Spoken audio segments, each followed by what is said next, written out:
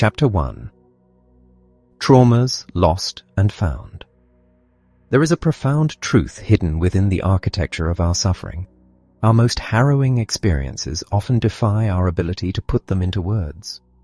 When we are struck by deeply overwhelming events, the mind loses its grip on language, and the fundamental capacity to articulate what is happening to us dissolves.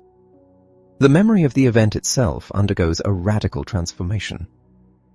Rather than being catalogued as a cohesive story belonging to a specific moment in our history, the thoughts and details scatter. They fracture into a kaleidoscope of disjointed images, visceral bodily sensations, and isolated phrases, storing themselves deep in the unconscious. These fragments lie dormant but potent, waiting to be awakened by any present-day circumstance that faintly mirrors the original terror. When provoked, it is as though a hidden mechanism rewinds our internal tape, compelling us to unconsciously replay aspects of the ancient trauma in our contemporary lives. We find ourselves reacting to the world through a familiar lens of historical distress. Pioneering figures in psychology observed this phenomenon over a century ago. Sigmund Freud recognized this unconscious compulsion to repeat unresolved suffering as an instinctive drive to finally master it. This unconscious drive to relive past events could be one of the mechanisms at work when families repeat unresolved traumas. Similarly, Carl Jung proposed that whatever we fail to bring into the light of our conscious awareness will inevitably manifest in our external lives as our destiny. We are bound to iterate these obscured patterns until we illuminate them.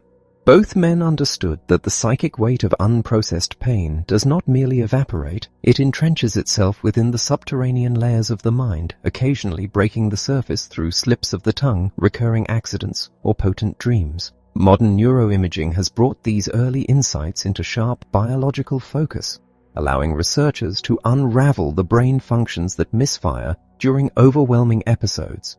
As trauma experts like Bessel van der Kolk explain, the brain's speech center actively shuts down in the face of profound threat.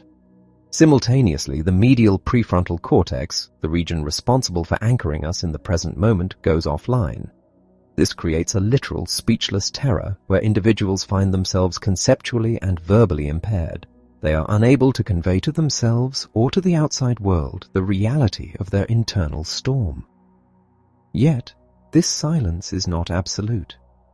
The shattered fragments of imagery and impulse reform into a clandestine language of suffering that we carry with us. Nothing is truly deleted. The data of our pain is merely redirected. Increasingly, the therapeutic world is widening its gaze beyond the isolated individual to encompass the profound impact of familial and social history. Tragedies of immense scale, suicides, war, severe abandonments, or the premature loss of children and parents can generate tidal waves of anguish that cascade across generational lines. Groundbreaking revelations in developmental psychology, epigenetics, and cellular biology confirm that making sense of repetitive emotional pain often requires exploring at least 3 generations of a family's lineage. Consider the case of a young man named Jesse. Once a vibrant athlete and an exceptional student, Jesse's life had devolved into a grueling marathon of insomnia. For over a year, he had been entirely devoid of a full night's rest. At only 20 years old, the exhaustion etched into his features made him appear a decade older. He had forfeited a hard-won baseball scholarship, dropped out of college, and spiraled into profound despair. Despite consulting numerous medical professionals, sleep clinics, and psychologists, he remained trapped in a waking nightmare, finding no relief and no underlying explanation. The onset of Jesse's affliction was remarkably specific. Shortly following his 19th birthday, he jolted awake at 3:30 in the morning. A bone-chilling, unshakable cold gripped his body. Despite piling on blankets, he shivered uncontrollably, seized by a sudden, irrational terror that slipping back into unconsciousness would result in his death. This dread of never waking up acted as an electric shock every time his eyes fluttered shut. Night after night, the cycle repeated, rendering him helpless. The defining detail of Jesse's ordeal, the sudden, inexplicable freezing sensation, served as a crucial anchor point for exploration. When questioned about his family's history, specifically concerning traumas involving the cold or sleep around the age of 19, Jesse revealed a closely guarded family tragedy. He had recently learned of a paternal uncle, a man named Colin, who had died tragically before Jessie was even born. At the age of 19, Uncle Colin had succumbed to hypothermia while inspecting power lines during a brutal Canadian blizzard. The evidence in the snow painted a picture of a desperate struggle to remain conscious before he finally collapsed. The loss was so devastating that the family had virtually erased Colin's name from their lips. 3 decades later, Jessie was biologically and emotionally reliving his uncle's final terrified moments. For Colin, yielding to sleep meant dying in the snow. For Jessie, the sanctuary of his own bed evoked the exact same mortal threat. Once, Jessie was able to contextualize his mysterious insomnia within the framework of an event that predated him. His healing could commence. By utilizing specific tools to unravel his connection to an uncle he never knew, he could finally step out of the heavy fog of sleeplessness and simultaneously forge a deeper, more meaningful bond with his ancestral past. Stories like Jessie's are now supported by empirical biological markers providing evidence that traumas can and do pass down from one generation to the next. Researchers such as Rachel Yehuda, a foremost expert in the neurobiology of post-traumatic stress disorder, have revolutionized our understanding of how trauma physically transfers. In her studies involving Holocaust survivors and their offspring, Yehuda mapped the behavior of cortisol, the stress hormone responsible for restoring equilibrium after a traumatic event. Contrary to the traditional assumption that stress universally spikes cortisol, chronic and severe PTSD often results in suppressed cortisol production. Yehuda discovered that this suppressed cortisol baseline is present not only in the trauma survivors themselves, including combat veterans and mothers exposed to the World Trade Center attacks, but is also demonstrably inherited by their children. This inherited biological vulnerability means that descendants are highly predisposed to mirror the depressive and anxious symptoms of the preceding generation's trauma without ever having been exposed to the original harrowing events. Generational PTSD is not merely learned through the recounting of horrific stories. It is biologically inherited. This was vividly apparent in the life of a 39-year-old woman named Gretchen. For years, she had utilized every psychiatric tool available, from antidepressants to talk therapies, yet her symptoms of depression and anxiety remained completely unchanged. At her core, Gretchen was terrorized by a deeply seated urge to end her own life, a compulsion she executed through self-harm. She casually detailed a specific, horrifying plan for suicide. She intended to hurl herself into a vat of molten steel at an industrial mill, explaining that her body would be instantly vaporized and incinerated before she even hit the bottom. The extreme, emotionally detached language of vaporize and incinerate signaled a trauma far larger than Gretchen's personal history. An inquiry into her ancestry revealed that her grandmother was a Polish Jew who had converted to Catholicism after immigrating to America. 2 years prior to her grandmother's arrival, the entirety of her family had been systematically murdered in the gas chambers and ovens of Auschwitz, literally engulfed in toxic vapors and incinerated. This unspeakable horror had been entirely buried in family silence. Gretchen had unknowingly become the vessel for her grandmother's survivor's guilt, immense grief, and suppressed desire to perish alongside her loved ones. By physically stepping into the symbolic space of her grandmother's experience and allowing her body to process the submerged sensations of isolation and profound loss, the coiled tension within Gretchen began to finally relax. The urge to annihilate herself was deeply entwined with her lost family members. An unexpected family inheritance. The physical traits we inherit from our lineage, a grandfather's height, a mother's facial features, are universally recognized. Yet we are equally prone to inheriting the emotional and psychological residue of our ancestors' unresolved terror. Jessie carried his uncle's mortal dread of the cold and sleep, while Gretchen bore the crushing weight of the Holocaust. Within them slept the splintered remnants of catastrophes too immense for one generation to process. When humans are faced with incomprehensible grief or overwhelming guilt, the instinctual reaction is avoidance. It is a natural mechanism of survival. However, by blocking the agonizing feelings, the vital process of healing is severely stunted. The suppressed pain does not vanish. It sinks deeply into the systemic waters of the family, seeking an eventual pathway for release. Frequently, it crests in the lives of the children or grandchildren, manifesting in inexplicable symptoms or sudden emotional collapses at significant ages or milestones. For Jesse, the shivering began at the exact age his uncle perished. For Gretchen, the despair had shadowed her entire existence. Modern therapeutic and medical models frequently lack the framework to support individuals carrying the burden of inherited trauma. Patients are typically treated as the sole origin point of their distress, receiving medications and interventions that soothe the symptoms but rarely provide a complete solution. It is crucial to understand that a family history need not contain the dramatic scope of genocide or wartime casualties to produce these enduring echoes. The premature loss of an infant, a child relinquished to others, the sudden loss of a home, or the emotional withdrawal of a grieving mother can fundamentally destabilize the foundational support within a family unit, restricting the natural flow of affection and security. By illuminating the origins of these historical wounds, entrenched patterns of familial suffering can finally be put to rest. Yet this intergenerational inheritance is not exclusively a legacy of despair.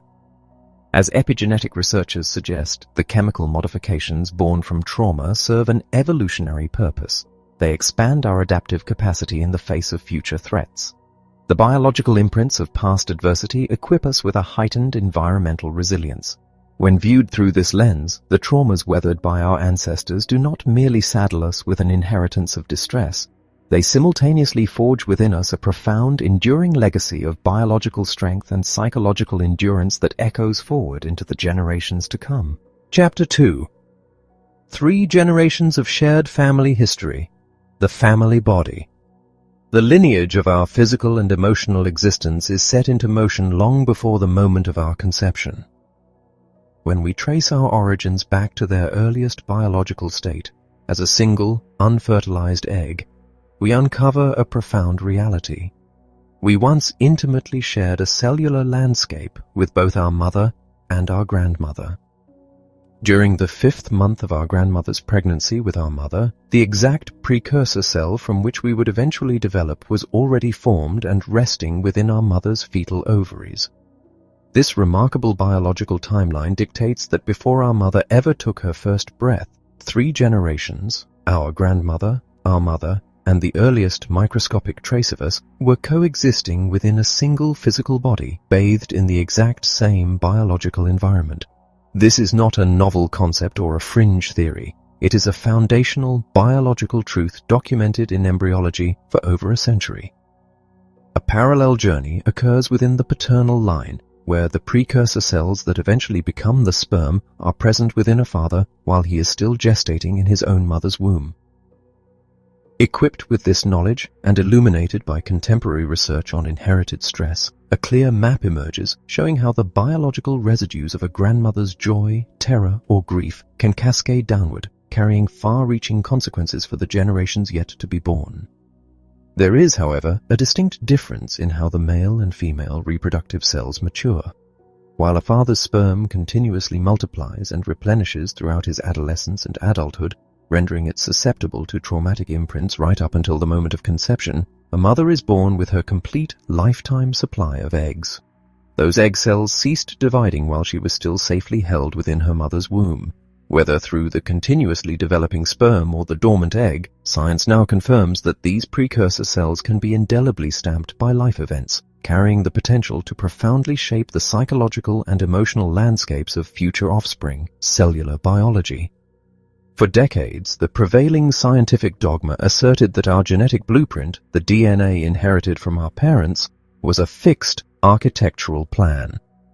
It was believed that, provided with adequate nutrition and a nurturing environment, human development would unfold flawlessly according to this rigid, predetermined design. However, modern cellular biology has shattered this deterministic view, revealing that a genetic blueprint is merely a starting point. From the very moment of conception, environmental influences begin to actively sculpt us emotionally, psychologically, and biologically, a dynamic process that persists throughout our entire lives. Groundbreaking research into the mechanics of cellular memory has demonstrated that DNA is remarkably responsive to the energetic environment it inhabits.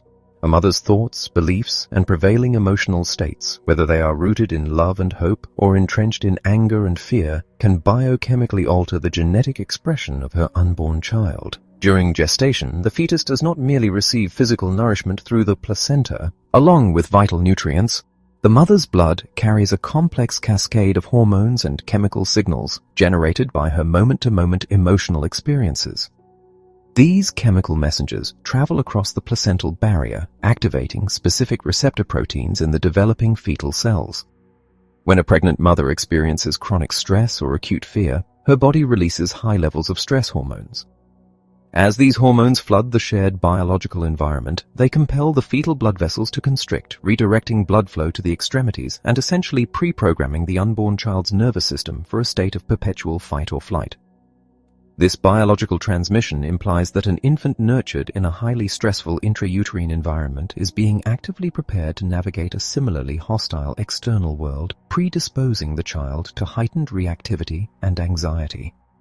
Numerous studies measuring stress-regulating hormones in amniotic fluid have shown that elevated maternal stress as early as the first trimester can profoundly impair an infant's cognitive and emotional development after birth. This deeply intertwined biological reality highlights the paramount importance of conscious parenting. The emotional atmosphere surrounding conception, pregnancy, and birth leaves an indelible mark. When a child is conceived out of deep anxiety, or when a mother endures physical or emotional hardship during gestation, the resulting adverse environmental cues are biologically passed to the offspring. Imagine a scenario where a pregnant woman receives catastrophic news. The sudden loss of a loved one, for instance. Lacking the space or capacity to process this profound grief while preparing for childbirth, she may unconsciously submerge her anguish deep into her tissues. Because she shares her biological environment with the fetus, and, if the fetus is female, with the developing eggs that hold the next generation, that sudden, unprocessed grief permeates the shared waters of the womb. Both mother and child, and potentially the grandchild, come to intimately know a profound sorrow that stems from a deeply shared biological space. Epigenetics. The profound discoveries surrounding cellular memory serve as the foundation for the rapidly expanding field of epigenetics, which investigates how heritable changes in gene expression occur without any alteration to the underlying DNA sequence itself. Historically, scientists believed that human inheritance was strictly confined to chromosomal DNA, the genetic code responsible for physical attributes like hair color, height, and eye shape. Yet, as the mapping of the human genome advanced, a startling revelation emerged. This protein-coding DNA constitutes less than 2% of our total genetic makeup. The remaining 98%, previously dismissed by early geneticists as junk DNA, is now understood to be the vast, silent architect of our emotional, behavioral, and personality traits. It is within this massive expanse of non-coding DNA that the environment leaves its mark. Stressors such as emotional trauma, malnutrition, or exposure to toxins influence this non-coding genetic material, transmitting vital survival information from one generation to the next. The biological intent behind these epigenetic changes is evolutionary preparedness. When an ancestor endures extreme adversity, their genetic expression shifts to equip future generations with the specific traits and defensive instincts needed to survive similar harsh conditions. In one sense, this epigenetic transmission is a profound evolutionary gift, providing descendants with an innate environmental resilience. However, this inherited biological armor can also become a profound burden. If an ancestor survived a brutal war zone, they may pass down a hyper-vigilant startle response. While this hair-trigger reaction is highly protective if a descendant actually lives in a combat environment, it becomes deeply maladaptive if that descendant is born into a peaceful, suburban life. The resulting incongruity between the inherited biological preparedness and the actual lived environment often predisposes the individual to chronic anxiety, stress disorders, and physical illness. These adaptive modifications are driven by epigenetic tags, chemical signals that attach themselves to the DNA strand, acting as microscopic switches that turn specific genes on or off. The actual sequence of the DNA alphabet remains untouched, but its expression is radically altered. It was once assumed that the slate of these genetic tags was wiped clean shortly after fertilization, ensuring a fresh start for the new embryo. However, science has now proven that certain epigenetic tags routinely escape this clearing process, carrying the heavy memories of ancestral trauma directly into the newly forming life. A primary mechanism for this transmission is DNA methylation, a chemical process that essentially locks specific genes in the off position, preventing vital proteins from attaching. When traumatic events occur, irregularities in this methylation process are passed down, transmitting biological predispositions for depression and anxiety to children and grandchildren. Similarly, traumatic stress alters the delicate balance of microRNAs, small, non-coding molecules that regulate gene expression, further cementing the generational transfer of emotional vulnerability. The tragic legacy of global catastrophes, from the Holocaust to the World Trade Center attacks, has provided researchers with undeniable evidence of this phenomenon. Studies analyzing the offspring of individuals who developed severe post-traumatic stress disorder following immense trauma reveal a distinct, shared genetic signature. These descendants often exhibit compromised stress hormone levels, rendering them significantly less capable of emotional regulation and far more susceptible to anxiety, despair, and depression, despite never having witnessed the original horrors themselves. Unknowingly, they biologically shoulder the unresolved terror, the survivor's guilt, and the agonizing grief of their parents and grandparents, demonstrating that trauma can seamlessly reach across time to claim new victims. Epigenetic inheritance. To deeply understand the biological mechanics of transgenerational trauma, researchers frequently turn to the animal kingdom. Because the human genetic blueprint is overwhelmingly similar to that of mice, these studies offer an accelerated window into the generational cascade of inherited stress.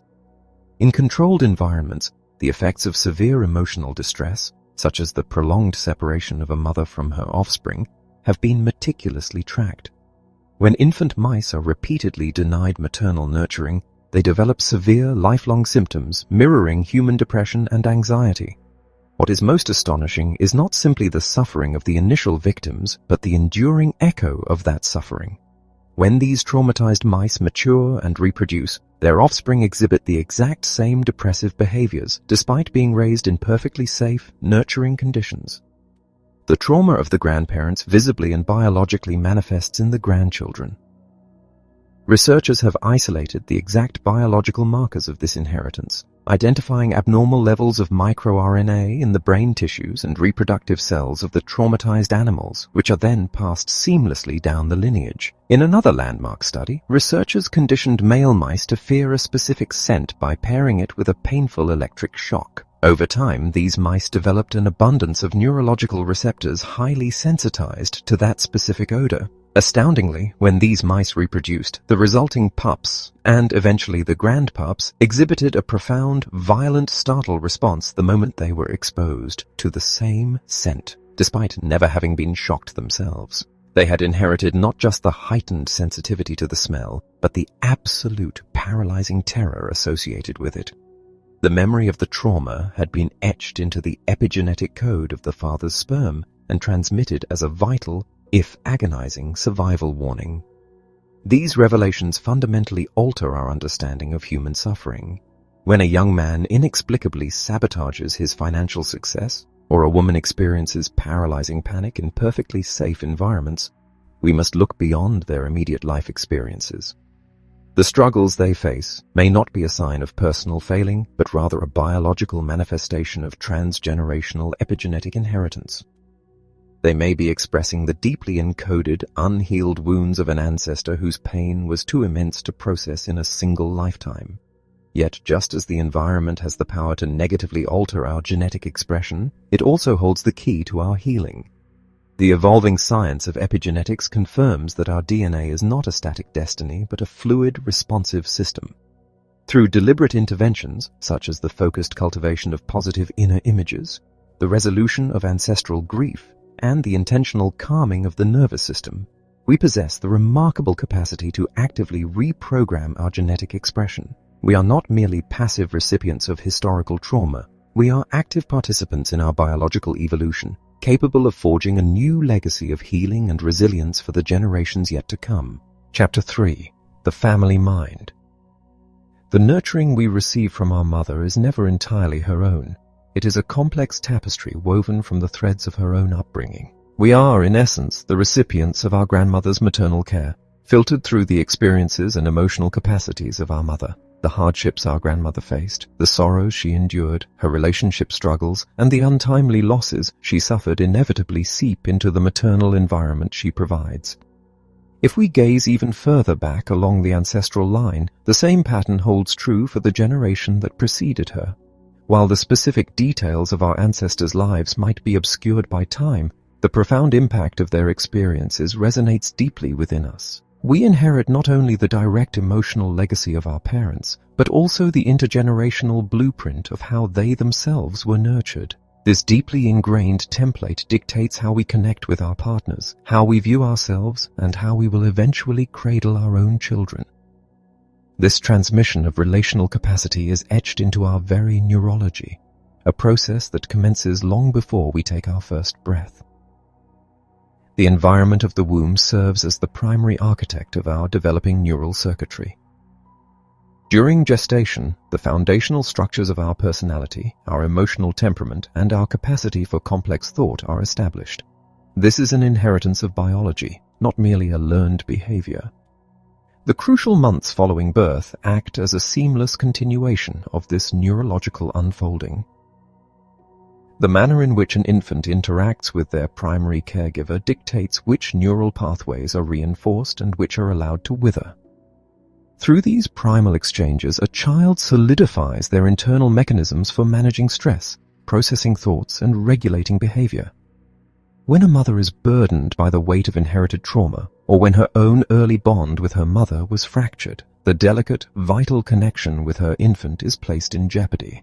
The consequences of an interrupted mother-child bond, whether due to a prolonged medical hospitalization, an ill-timed absence, or severe emotional withdrawal, can be catastrophic for the developing psyche. The infant's entire world is defined by the visceral reality of the mother, her unique scent, the rhythm of her heartbeat, the specific cadence of her voice. When this sensory universe vanishes, the child is plunged into a state of biological and psychological withdrawal that experts liken to the excruciating physical distress of chemical dependency. This profound biological imperative explains the frantic protests of all mammalian infants when separated from their life source. To a newborn, extended separation is not merely uncomfortable, it is perceived as an absolute threat to survival, inevitably leading to a state of profound, hopeless despair where the infant simply surrenders. This inherited despair was a palpable reality in my own lineage. My mother's capacity to nurture was intrinsically linked to the deep emotional deficits she suffered at the hands of her own mother. While her love was undeniable, her maternal presence was heavily colored by our family's tragic history. My grandmother, Ida, was orphaned at the tender age of 2. The family narrative told of my great-grandmother succumbing to pneumonia after desperately leaning out a winter window, pleading for her wayward, gambling husband to return. Following her death, my great-grandfather was permanently exiled from the family, leaving young Ida to be raised by her elderly, impoverished grandparents. While she spoke fondly of their care, an unconscious chasm of grief lay beneath her words. Before she could even walk, Ida had absorbed the ambient terror of her mother's marital strife and the subsequent shattering loss of her primary caregiver. My mother inherited this visceral trauma. Raised by a woman who was emotionally truncated by her own orphanhood, my mother lacked the profound emotional anchoring she desperately needed, passing this subtle but profound disconnection down to me and my siblings. A parallel tragedy shadowed my maternal grandfather's lineage. He lost his mother to childbirth when he was only 5 years old. His father, crushed by the guilt of having caused the fatal pregnancy, hastily remarried a woman who exhibited a chilling indifference toward her new stepson. My grandfather survived a childhood of severe neglect, scavenging for discarded scraps to stave off starvation. With both of my grandparents having suffered the agonizing premature loss of their mothers, the legacy of the severed maternal bond echoed continuously through the generations. Had these foundational ruptures not occurred, the emotional landscape of my upbringing would have been vastly different. Instead, my mother's insatiable, unfulfilled need for the parental love she never received manifested as a persistent, overwhelming anxiety. To break this enduring cycle, I recognized the absolute necessity of repairing my own relationship with my mother. While the past was immutable, the present connection was mine to reshape. I realized that my mother's frequent bouts of physical agitation, clutching her chest in inexplicable panic, were unconscious reenactments of the primal terror of separation that had plagued our family. As a young child, I had mirrored this exact terror. Whenever she left the house, I would frantically bury my face in her clothing, desperate to inhale her scent, convinced I would never see her again. Decades later, I discovered she had performed the exact same ritual with her own mother's garments. These early relational wounds often originate long before our own conception. They lay dormant in our physical bodies as somatic memories, waiting to be triggered by any modern echo of rejection or abandonment. When activated, we find ourselves engulfed by chaotic thoughts and overwhelming physical sensations. Because the original trauma occurred during the pre-verbal stages of early childhood or within the lives of our ancestors, it remains shrouded in mystery. Unable to pinpoint the historical cause, we internalize the distress, assuming that we are fundamentally flawed. We subsequently attempt to rigorously control our external environments in a desperate bid to manufacture the safety we lacked as helpless infants. Without conscious intervention, these profound bonding injuries will seamlessly propagate through the generations. The family consciousness. The psychological framework for understanding this intergenerational repetition has been extensively developed by pioneers in family therapy who observe that we are inextricably linked to a shared family consciousness. Traumatic events, such as premature deaths, suicides, abandonments, or severe transgressions, exert a gravitational pull on the entire family system. They imprint a hidden blueprint that compels descendants to unconsciously reenact the unresolved agonies of their predecessors. This repetition does not always manifest as an identical event. It often takes the form of a symbolic reenactment or an unconscious atonement. Consider a man who sought guidance after serving years in prison for embezzlement, a crime he vehemently maintained he did not commit, having been framed by a business associate. Consumed by thoughts of vengeance, he felt his life had been unjustly stolen. A careful look into his family history revealed that in the previous generation, his father had been tried for the murder of a business partner and acquitted strictly on a legal technicality, despite the family's silent knowledge of his guilt. Astoundingly, the son had been incarcerated at the exact age his father was when he evaded justice. The son was unknowingly balancing the family ledger, serving the sentence his father had escaped. This mechanism of unconscious loyalty is a primary engine of familial suffering. Blind to the historical origins of their distress, individuals falsely attribute their anxieties and failures solely to their own life choices, leaving them powerless to effect real change. Within this systemic view, every individual has an irrevocable right to belong to the family structure. The alcoholic grandfather, the stillborn infant, the estranged half-sibling, the perpetrator of family violence, and the victims of that violence, none can be excised. When a family attempts to banish or forget a member due to shame, pain, or judgment, the system forces a rebalancing. A subsequent generation will unconsciously align with the excluded individual, adopting their destructive behaviors, mirroring their emotional isolation, or repeating their tragic fate in a desperate, unspoken bid to restore them to the family consciousness. Even siblings raised under the same roof by the same parents will inherit vastly different fragments of the family's unresolved trauma. The eldest son may absorb the unspoken burdens of the father, while the eldest daughter may carry the suppressed grief of the mother. Subsequent children might echo the traumas of the grandparents. In one family, the grandmothers had both been given away as child brides, enduring loveless, controlling marriages. 2 generations later, one granddaughter married an excessively controlling, much older man, while her sister adamantly refused to marry at all, harboring an intense revulsion toward men. Both sisters were reacting to the same ancestral wound from completely opposite polarities. When maternal bonding is compromised, siblings will uniquely adapt to the deficit. One may become a chronic people-pleaser, terrified of abandonment. Another may become fiercely combative, preemptively rejecting others. And a third may simply retreat into profound emotional isolation. Envy and resentment often fester between siblings, particularly if an older child perceives that a younger sibling received the maternal warmth they were denied. While some children may appear unscathed, perhaps protected by a fleeting period of familial stability or a unique parental bond, The vast majority carry some invisible weight from the ancestral past. The depth of this entrenchment is ultimately mediated by an individual's self-awareness and their willingness to seek internal resolution. Healing images in our brain.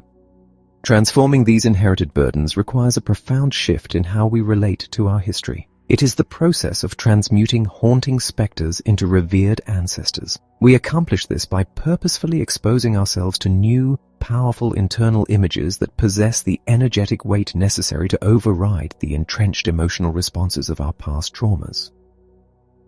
The human mind possesses a breathtaking capacity to heal through the deliberate cultivation of imagery.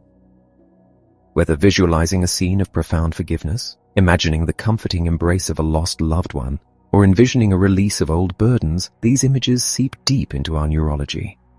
Unearthing the specific image that resonates most profoundly with our individual suffering is the absolute cornerstone of genuine recovery. This principle was recognized by early psychoanalysts long before the advent of modern neuroimaging. The practice of using the imagination to bridge the conscious and unconscious minds has deep historical roots. Today, the science of neuroplasticity provides the empirical architecture for this phenomenon. We now know the brain is not a static, rigidly hardwired organ, but a dynamic, malleable system capable of continuous restructuring.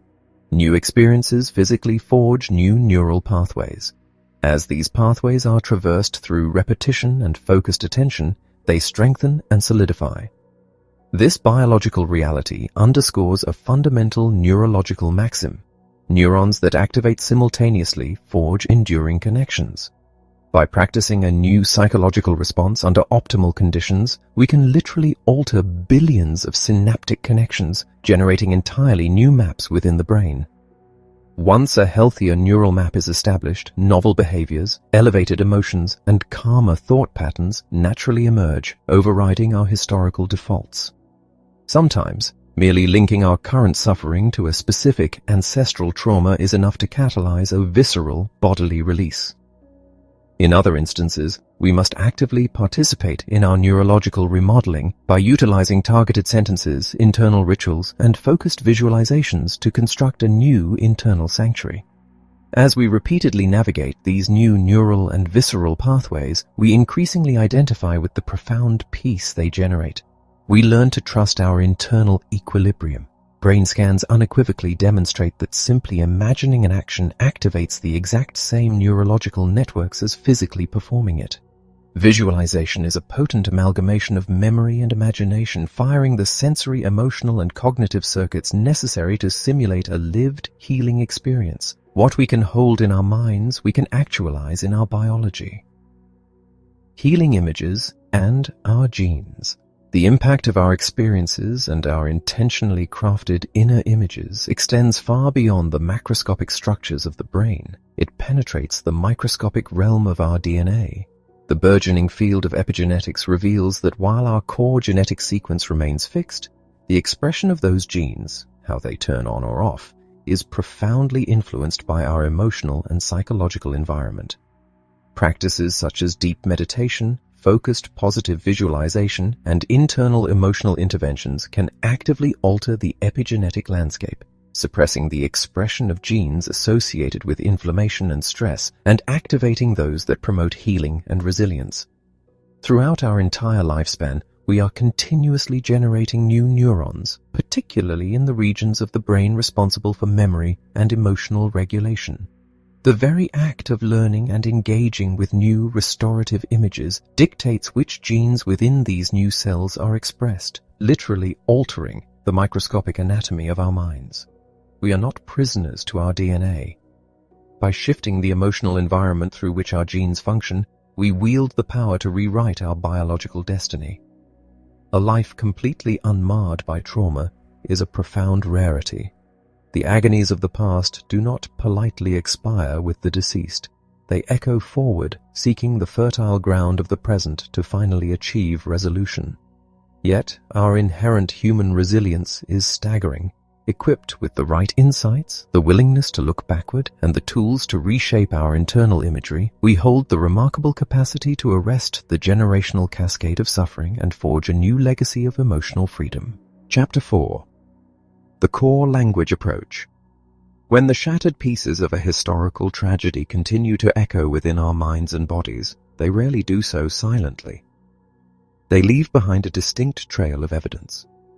This evidence manifests as a highly charged, idiosyncratic vocabulary that gives voice to our most profound and seemingly irrational terrors. This specific vocabulary serves as a direct thread connecting our present-day suffering to the unresolved agonies of the past, agonies that, as we are discovering, may not even belong to our own lived experience. This verbal expression of inherited or submerged trauma is what can be defined as our core language. It is not limited strictly to the words we speak. It also takes root in the nonverbal realm, expressing itself through inexplicable physical sensations, sudden behavioral impulses, and chronic physical symptoms. Just as a panicked individual might wake up shivering and terrified of sleep, or another might harbor an inexplicable urge to be incinerated, these are not random psychological misfires. They are the puzzle pieces of an older, grander narrative. We can liken this to the classic tale of children lost in a dark, terrifying forest, leaving a trail of breadcrumbs to find their way back. We, too, leave a trail when we are lost in the dark woods of our anxieties.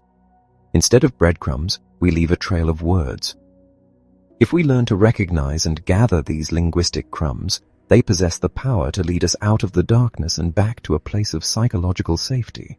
Yet, tragically, we frequently ignore this trail.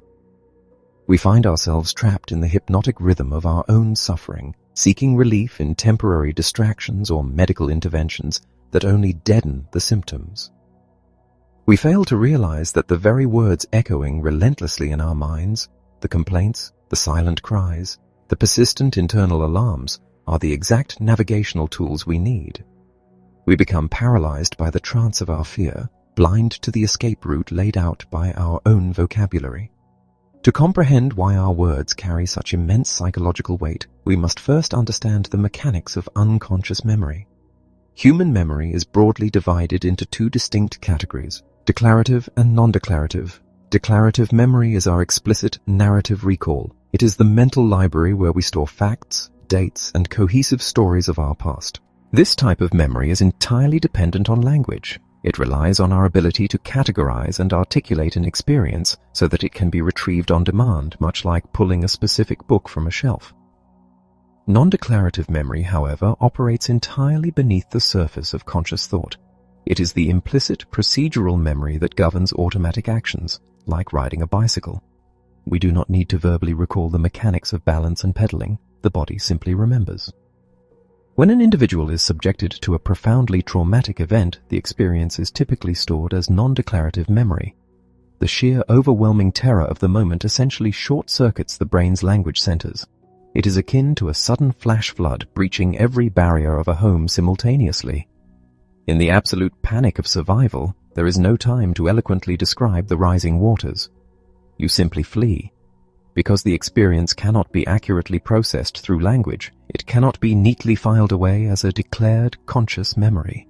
Instead, the horrific event shatters into isolated fragments, a vivid image, an intense bodily sensation, a visceral emotion, which plunge into the depths of the unconscious. It is within this vast hidden reservoir that we harbor not only our own unspeakable traumas but also the unresolved terrors of our ancestors. We unknowingly draw from this shared familial well, experiencing the fragmented memories of our predecessors and mistakenly claiming them as our own. This phenomenon of undeclared language occurs primarily under two specific conditions where words inevitably go missing. The first is during the earliest stages of human development, before the age of 2 or 3, when the language centers of the infant brain have not yet fully matured. The second occurs during any moment of extreme trauma, when the biological imperative to survive actively suppresses the brain's capacity to process information and form narrative thought. Language is the vital tool we use to corral the chaotic events of our lives into a manageable story. Once an experience is translated into a narrative, we gain the psychological distance necessary to reflect upon it without being perpetually re-traumatized. However, when the frontal lobes are bypassed during a crisis, The experience goes unnamed. Yet this missing language is never truly destroyed. It merely submerges, waiting in the subterranean currents of our psyche. As prominent psychologists have noted, the unconscious mind is relentless. It will constantly batter against the doors of our awareness, demanding to be heard. It refuses to be silenced, manifesting in our dreams, our bodily tension, and the repetitive patterns of our speech. Recognizing this brings us to the profound connection between core language and memory recovery. The unspoken tragedies residing in our unconscious do not remain dormant. They actively shape our reality, surfacing in our quirky turns of phrase, our chronic physical ailments, and the repetitive emotional hurdles we encounter daily.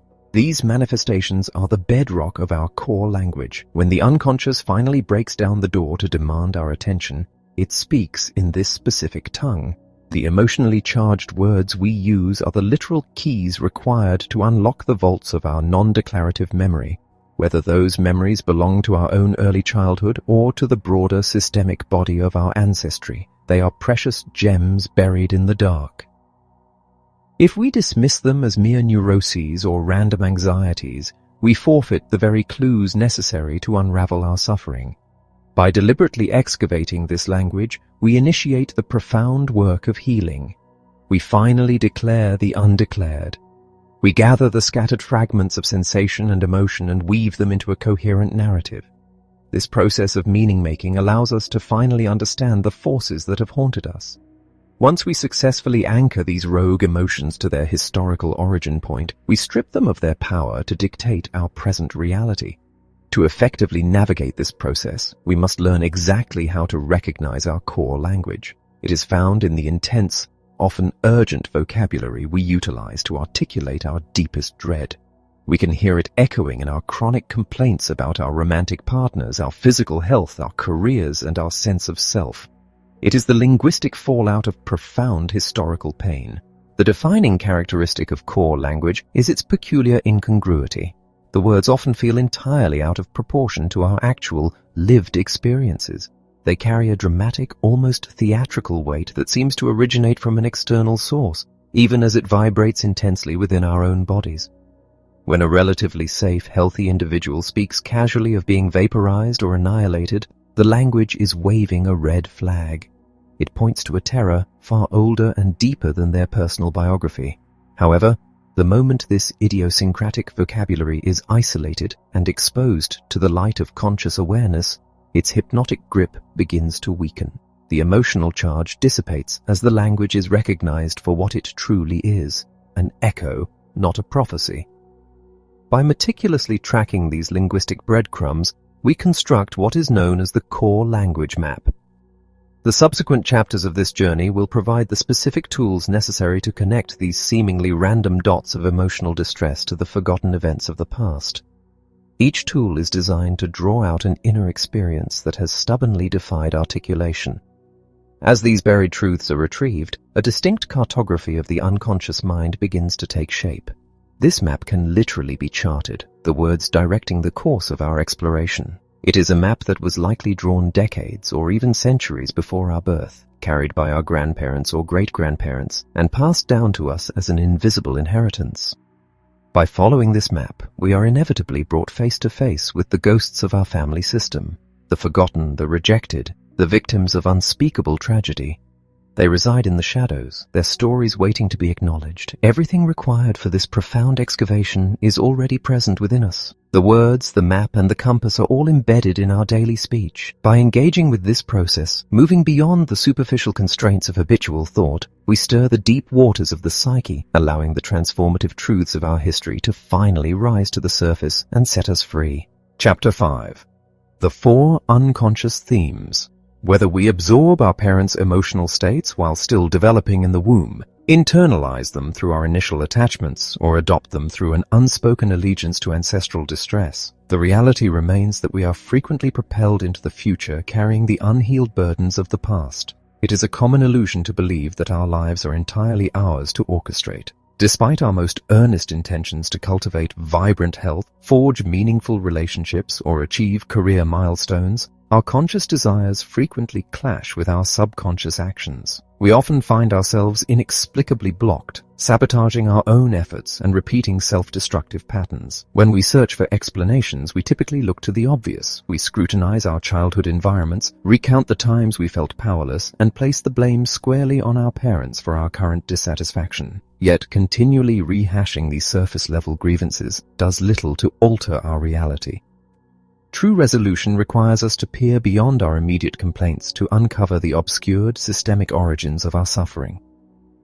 The pathway of our existence is remarkably straightforward. Our life force was transmitted to us directly through our parents. By virtue of this biological lineage, we are tethered to an ancient continuous current that stretches back to the dawn of humanity. We did not originate this vital energy. It was simply passed down to us, carrying with it the accumulated history of our ancestors. When this vital current flows unimpeded from our parents to us, we naturally feel receptive, energized, and open to the richness of life. However, when our fundamental connection to our parents is damaged or obstructed, this essential life force becomes restricted. We begin to feel stagnant, constrained, and as though every step forward requires fighting against a relentless tide. To gauge the strength of this vital current, one must quietly assess their internal relationship with their parents. Independent of any conscious narratives or lingering resentments, the key is to notice the visceral, bodily response when merely visualizing one's mother and father. Does the body instinctively relax and open, or does it brace and contract? If a life-sustaining energy were flowing from them, what percentage actually feels like it is being received? This energy flows automatically. Our only inherent task is to remain open enough to let it in. If we imagine this life force as the primary electrical line supplying power to a house, it becomes clear that regardless of how meticulously we arrange the internal wiring of our daily lives, a disruption at the main source will inevitably cause the lights to dim. There are 4 primary, deeply ingrained relational dynamics that can critically short-circuit this flow of vitality. These themes operate almost entirely beneath our conscious awareness. Any one of these hidden dynamics has the power to compromise our physical well-being, derail our professional aspirations, and inflict profound damage upon our intimate relationships. By learning to recognize the subtle ways these themes manifest in our daily struggles, we can begin to dismantle the invisible barriers that prevent us from experiencing life to its fullest. The first profound interruption occurs when a child unknowingly merges with the psychological or physical suffering of a parent. As infants and toddlers, our individual identities are inextricably entwined with our caregivers. Witnessing a parent's despair, a child will often construct an innocent, though deeply flawed, fantasy that they can magically alleviate the parent's pain by shouldering it themselves. This misguided loyalty ensures that the parent's unhappiness is seamlessly replicated in the child's life. Consider the trajectory of a man named Gavin. In his mid-30s, Gavin made a series of catastrophic financial choices that decimated his family's savings, plunging him into a paralyzing depression. What Gavin failed to realize was that he was unknowingly reenacting the fate of his estranged father, who had similarly squandered his family's money to gambling at the exact same age. Because Gavin had grown up entirely separated from his father, he lacked the conscious context to see the repetition. Only when Gavin gathered the courage to reach out and re-establish a connection with his father did his paralyzing depression lift, allowing him to restore the trust he had broken within his own marriage. When children attempt to act as emotional sponges for their parents, they violate the natural order of life. Parents give and children receive. Reversing this flow ensures that the child develops a chronic pattern of feeling overwhelmed and becomes fundamentally incapable of receiving support from others. The second major interruption stems from the rejection of a parent. To fully embrace our lives, we must ultimately find a way to reconcile with the individuals who gave us life. Rejecting, judging, or emotionally severing ties with a parent often ensures that the very traits we find most detestable in them will take root and flourish within our own unconscious behavior. We may adopt their harshness or project our unresolved parental grievances directly onto our romantic partners. Furthermore, harboring deep-seated hostility toward our parents has been empirically linked to severe physical decline. Longitudinal studies have demonstrated that individuals who harbor strained or hostile feelings toward their parents are significantly more likely to develop life-threatening illnesses in midlife compared to those who maintain warm, accepting relationships. Take the case of Tricia, whose romantic life was a revolving door of failed relationships. She consistently blamed her partners for being emotionally distant and unavailable. Tricia was blind to the fact that these were the exact same accusations she harbored against her own mother. However, when Tricia learned that her mother's emotional coldness was the direct result of being raised by a woman who had been orphaned and traumatized, her perspective shifted. Realizing her mother had simply been unable to give what she had never received, Tricia's deep-seated resentment dissolved into compassion. Almost immediately, the chronic defensiveness that had poisoned her romantic life evaporated. To shift the internal image of a rejected parent, one must attempt to visualize that parent surrounded by the heavy weight of their own historical traumas. By standing in their shoes and feeling the sheer magnitude of their unhealed pain, a child can begin to separate the parent's protective armor from their inherent capacity to love. The third disruption involves a fracture in the primal bond between mother and child during the earliest stages of development. An early separation, whether caused by a medical emergency, a prolonged hospital stay, or the mother's emotional withdrawal due to depression or grief, can profoundly impair the child's developing neural circuitry. Because the brain's memory centers are not fully formed before the age of 2, the terror of this early abandonment cannot be translated into a coherent narrative. Instead, it is recorded as an intense, wordless somatic imprint. This early severing of the lifeline teaches the child that intimacy is inherently dangerous. Consequently, as adults, they often struggle profoundly to maintain romantic bonds, instinctively pushing partners away to protect themselves from the excruciating pain of another perceived abandonment. When searching for the roots of an interrupted bond, one must look closely at the circumstances surrounding conception, pregnancy, birth, and the first 3 years of life. Was the mother enduring profound emotional turmoil or grieving a significant loss while pregnant? Was there a premature birth, a difficult labor, or an extended period of isolation in an incubator? Did the mother suffer from severe postpartum depression, effectively removing her emotional presence from the nursery? These early ruptures often cause the child to develop a rigid negativity bias. To shield themselves from the vulnerability of hoping for love, the psyche actively blocks out any comforting memories of maternal warmth, obsessively fixating only on instances of perceived rejection. The fourth hidden dynamic occurs when an individual unconsciously identifies with a marginalized or traumatized member of the broader family system. When a family member suffers an unspeakable fate, commits a grievous transgression, or dies prematurely, the family's natural instinct is often to suppress the pain by erasing the individual from the collective memory. However, systemic psychology suggests that excluded members inevitably return. A child born in a later generation will unknowingly become the vessel for the excluded member's unresolved trauma, adopting their emotional states, destructive behaviors, or tragic trajectory. This was vividly demonstrated by a young boy named Todd, who suddenly began exhibiting uncontrollable, violent outbursts, attacking furniture and neighborhood children. Todd was unknowingly channeling the suppressed rage of his grandfather, a man who had murdered someone in a barroom brawl and whose history the family had desperately tried to bury. Only when the grandfather's violent past was brought into the light and acknowledged did Todd's aggressive behavior vanish entirely. Similarly, a young woman named Megan abruptly divorced her husband at the age of 25, overcome by a sudden, inexplicable emotional numbness. She was entirely unaware that she was reliving the exact emotional shock her grandmother had experienced when her own husband drowned at the very same age. By recognizing that we might be living out the fears, guilt, or despair of an aunt, an uncle, or a forgotten sibling, we can finally return the emotional burden to its rightful owner. To understand how effortlessly these 4 themes can be ignited, imagine a scenario where a 2-year-old child loses an older sibling to a sudden tragedy. The sheer magnitude of the parent's grief might cause them to emotionally withdraw, creating a severe break in the maternal bond for the surviving 2-year-old. Alternatively, the surviving child might witness their parents' agonizing despair and attempt to merge with it, shouldering the heavy mantle of depression to ease their parents' burden. Later in life, the child might grow resentful of the parent's emotional absence, harshly judging and rejecting them for failing to provide adequate love. Or, if the family rigidly suppresses all mention of the deceased sibling, the surviving child might unconsciously identify with the dead brother, restricting their own vitality and adopting a persistent feeling of invisibility to honor the forgotten child. In every instance, the trauma leaves an indelible linguistic footprint, a specialized vocabulary of suffering.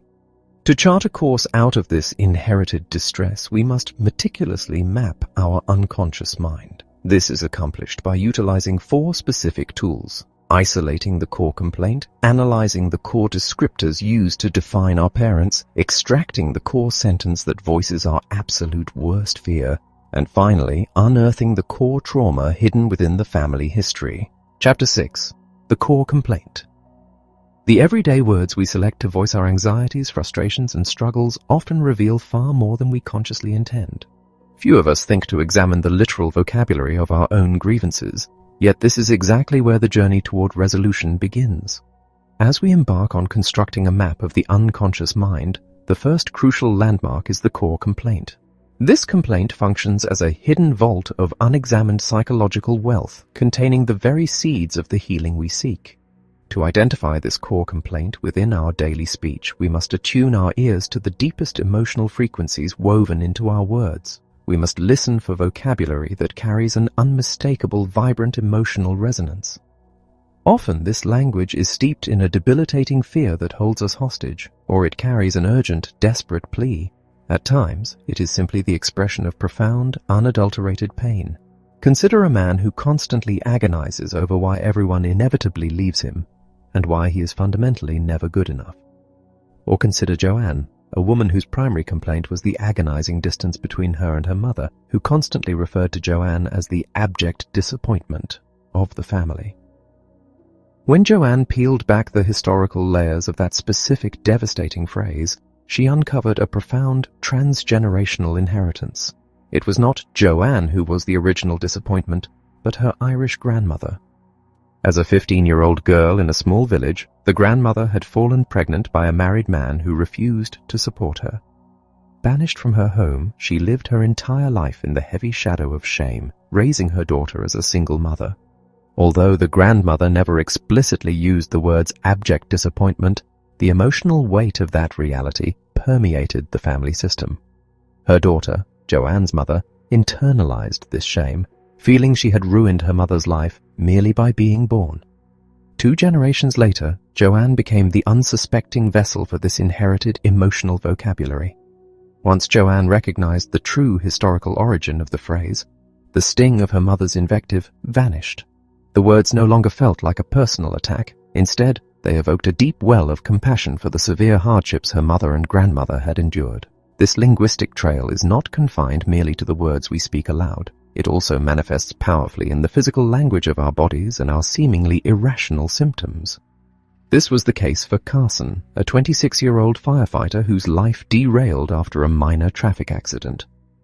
Though he easily regained control of his vehicle after sideswiping a guardrail, his internal sense of control was permanently shattered. He began suffering from daily panic attacks accompanied by a dizzying, shaky conviction that if he were to die, his life would have amounted to absolutely nothing. His core complaint was marked by a specific, theatrical dread. He feared leaving no legacy, being completely forgotten and fading away as if he had never existed. The peculiarity of Carson's complaint was its utter incongruity with his actual life. He was only 26, with his entire future ahead of him, yet he was suffocating under the weight of a lifetime of regret. When we analyze a core complaint, we must trust the exact words implicitly, but we must often question the context. The words are always true, but they are not always true for the person speaking them. A glimpse into Carson's family history revealed the rightful owner of his despair. After a bitter divorce, Carson's father had lost a grueling custody battle and was forced to surrender his parental rights. Carson, only 4 years old at the time, was subsequently adopted by his stepfather and given a new surname. He never saw his biological father again. When we re-examine Carson's fear of leaving no legacy and fading away as if he had never existed, the true narrative crystallizes. Unconsciously aligned with the agonizing reality of his banished father, who had literally lost his living legacy, Carson had found a clandestine psychological way to remain loyal to him. By tracking this core language, Carson was empowered to seek out his biological father, forge a new relationship, and ultimately dissolve the panic attacks that had plagued him. Written, Exercise number 1. Investigating your core complaint. To unearth the language that binds you to the past, you must undertake a deliberate investigation of your own most pressing struggles. The process requires you to isolate an issue that currently disrupts your sense of peace, security, or well-being. Whether it manifests in your physical health, your career, or your relationships, you must look directly at the deepest wound you wish to heal and articulate exactly what you desperately want to see change. The critical mechanism of this exercise is unedited, spontaneous expression. You must write down your worst fears exactly as they flow into your mind without pausing to rationalize or refine them. If nothing seems to surface, you can force the door open by asking yourself one terrifying question. If this symptom or problem never, ever goes away, what is the absolute worst thing that could happen to me? Once this fear is captured on paper, the analysis begins. You must review your own words not with the emotion of the victim, but with a detached, objective awareness. What can be called a meta-ear? You are searching for language that jumps off the page, words that feel inherently urgent, dramatic, or strangely out of proportion to your lived experience. When prominent family therapists listen to clients, they do not necessarily focus on the superficial narrative. Instead, they allow their attention to float until a specific, highly charged word suddenly commands their focus. This is the word vibrating with ancestral energy. By listening to your own writing as if it belonged to a stranger, you might suddenly recognize that you have merely been giving voice to a traumatized family member who was silenced by their own suffering. Sandy. I'm going to die. The profound capacity of the core complaint to reveal buried history is vividly illustrated by Sandy, a young woman whose life was severely restricted by claustrophobia. Sandy was paralyzed by the terror of enclosed spaces, completely unable to board airplanes or ride in elevators. Her panic was triggered the moment a door sealed shut or a crowd gathered, placing a mass of bodies between her and the exit. In those moments, her core complaint erupted with visceral intensity. She felt she could not breathe, could not escape, and was absolutely certain she was going to die, completely stripped of any control over her fate. Sandy was 19 years old when these suffocating sensations first emerged. She was also the daughter of a Holocaust survivor. When Sandy's father was exactly 19 years old, his parents and his younger sister were murdered in the gas chambers at Auschwitz. While Sandy was intellectually aware of her family's tragic history, she had never considered that the physical panic she experienced in an elevator was the exact inherited terror her grandparents and aunt had experienced in their final moments. Her core complaint of being trapped by a mass of people, unable to breathe and waiting helplessly for death, was a literal description of the gas chamber. Once Sandy recognized that this paralyzing terror was an echo of her ancestors' reality and not her own, she could finally initiate her healing. Through a focused internal visualization, she imagined her deceased relatives standing before her. She acknowledged their horrific suffering, but gently explained that carrying their terror in the present day did not serve them, nor did it honor their memory. She visualized returning the panic to them, allowing it to rest in the past where it originated. As she mentally absorbed their loving blessings for her to live a free and unburdened life, the claustrophobia that had dictated her existence finally began to evaporate. Lorena, I'll go crazy. The terrifying anticipation of a disastrous future is a hallmark of the core complaint. Lorena, a 19-year-old suffering from intense social anxiety and panic attacks, felt perpetually trapped whenever she was surrounded by friends. Her anxiety had spiked 3 years prior, coinciding with a severe, highly resistant bladder infection. At the time, her greatest fear was that the physical pain would never subside and no doctor would ever be able to cure her. However, when probed about the absolute worst consequence of the infection never healing, her language took a drastic, illuminating turn. She stated she would be constantly depressed, restricted, and ultimately she would become a loser.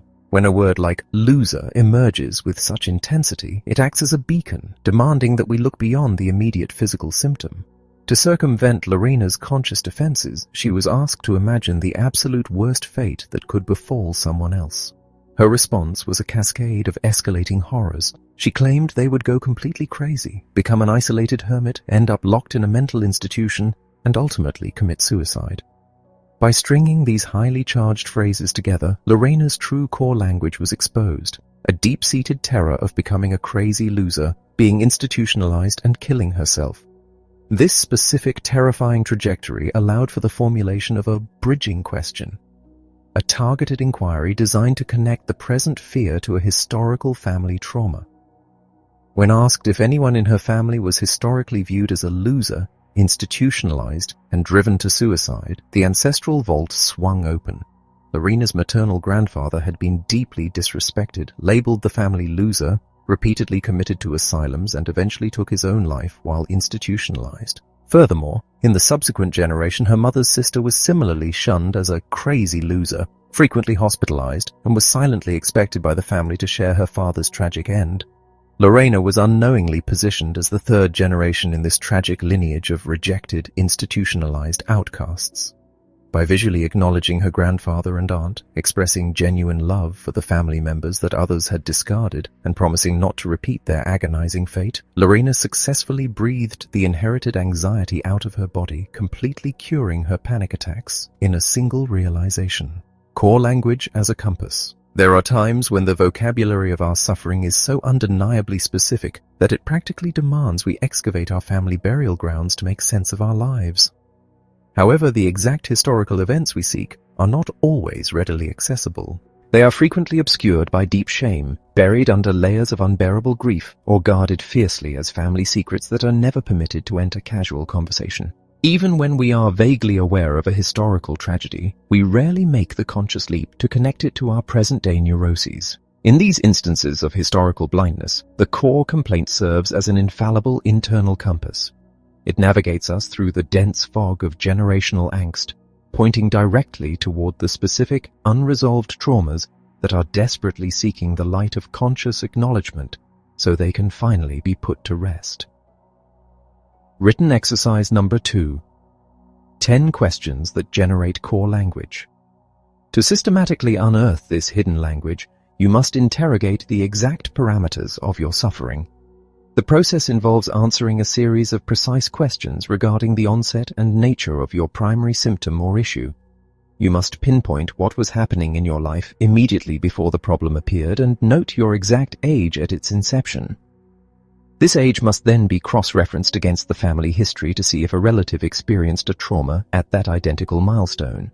You must meticulously describe the worst moments of the problem, analyzing what exacerbates it, what relieves it, what it absolutely prevents you from achieving, and what it forcibly compels you to do.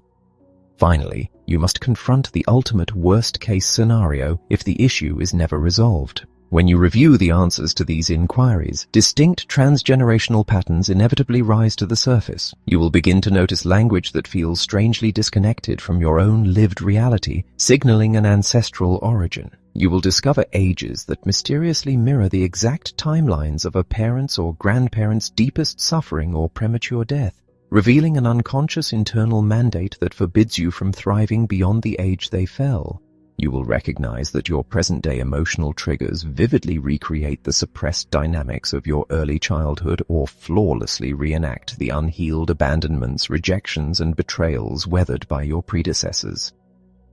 Complaints and symptoms as clues for resolution. Ultimately, we must radically shift our perception of our complaints and symptoms. They are not merely biological misfires or psychological burdens designed to torment us. They are profound, creative expressions of the psyche. When viewed from a systemic perspective, a persistent symptom is actively attempting to guide us toward completion. It is forcing us to integrate a fractured piece of our history, to separate from an emotional weight that never belonged to us, or to finally take a necessary developmental step that was thwarted in our youth. A symptom may intentionally recreate a state of infantile helplessness in a desperate, unconscious bid to draw us closer to an estranged parent. Or conversely, it may manifest to force a necessary boundary and foster our independence.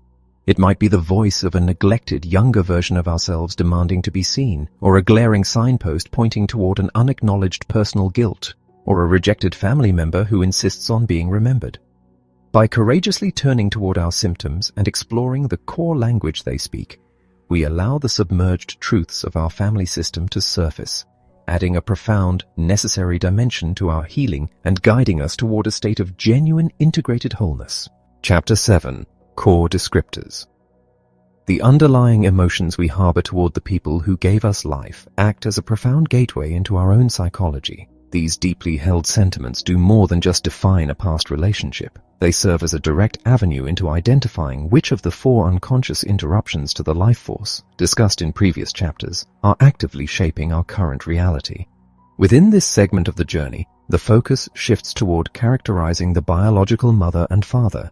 As this exploration unfolds, absolute freedom of expression is necessary. What you inevitably discover through this process will likely illuminate far more about your own internal landscape than it will about the actual historical reality of your parents. Note, for those who have never had contact with their biological parents, this phase may be bypassed. Describe your mother. Reflect for a moment on the woman who raised you. When you cast your mind back to your early years, what defining qualities emerge? What specific words or vivid phrases instantly crystallize in your awareness? Was her presence characterized by warmth and affection, or did she feel emotionally remote and chilled? Did she exude a sense of joy, or was she cloaked in an enduring sadness? Was physical affection freely given, or was it a rare commodity? It is crucial to capture these initial impressions exactly as they arrive, without the interference of logic or justification. Written exercise number 3. Describing your mother. Begin by writing the phrase, "My mother was," and allow the descriptors to flow freely. Following this, address the lingering grievances by writing, "I blame my mother for." The physical act of writing is vital here. Do not merely complete this exercise mentally. The words must be manifested onto paper precisely as they surface from the unconscious. Describe your father. Shift your attention now to your father. How would his character be defined in your early life? Was he approachable and gentle, or did he radiate harshness and judgment? Was his presence a constant in your life, or was he largely absent? Again, capture every word that arises naturally, actively resisting any temptation to soften or refine the language. Written exercise number 4. Describing your father. Write down the prompt, "My father was," and complete it intuitively. Then confront the unhealed resentments by documenting, "I blame my father for." Written exercise number 5. Describing your partner, close friend, or boss. While the channel of spontaneous expression is open, extend this observation to a current significant relationship. Choose a romantic partner, a profound friendship, or even an employer. Write down, "My partner or friend boss is," followed by, "I blame him, her for." The adjectives and phrases that emerge during these spontaneous exercises are referred to as core descriptors. They act as unfiltered messengers from the unconscious, revealing the genuine, often obscured emotions we carry regarding our early caregivers. By demanding an impromptu response, this process effectively bypasses the mature, rationalized narratives we have meticulously constructed over decades to explain our childhoods. What remains is a raw, uncensored reflection of our deepest attitudes. This specific vocabulary has the power to expose hidden loyalties, illuminate where we have fundamentally rejected a parent, or reveal how we have unconsciously absorbed the exact traits we find most objectionable in them. These core descriptors are profoundly honest because they spring from an internal image forged in our earliest years, an image often constructed as a psychological shield against vulnerability and pain. In childhood, our physical bodies operated as sensory recording devices, cataloging our environment as visceral feeling states. The adjectives we retrieve now transport us directly back into those original sensations and the corresponding mental imagery. Recognizing these descriptors is critical because they illuminate the outdated internal portraits that actively obstruct our forward momentum. Many individuals harbor images steeped in deficit, images of parents failing to provide adequate love, support, or safety. Left unexamined, these negative inner portraits solidify into a rigid blueprint that dictates the trajectory of our future. Yet these portraits are fundamentally incomplete. They lack a crucial piece of truth, the historical context. What immense familial trauma occurred in the shadows, possessing enough destructive force to sever the natural flow of affection in the generations that preceded us? Examine the vocabulary generated in these exercises. Do the words drip with lingering resentment or sharp accusation? If so, you have likely already noticed a striking parallel. The very same complaints levied against your parents frequently echo in the conflicts you experience with romantic partners or close companions. Unresolved parental grievances do not simply evaporate with time, they are actively projected onto the canvas of our adult relationships. The unresolved past becomes the template for the present. When our connection to our parents is marred by difficulty, our core descriptors inevitably betray the bitterness we have refused to relinquish. This sustained resentment systematically erodes our internal equilibrium. Individuals who harbor the belief that they were shortchanged by their parents, particularly their mothers, often navigate the world with a persistent, gnawing conviction that life itself is withholding its abundance from them. Conversely, when a harmonious bond was established, the descriptors radiate warmth and empathy. A positive internal posture toward our parents generally translates into an optimistic stance toward life, fostering a deep-seated trust that the universe will continue to provide. Naturally, many people possess conflicted, dualistic feelings.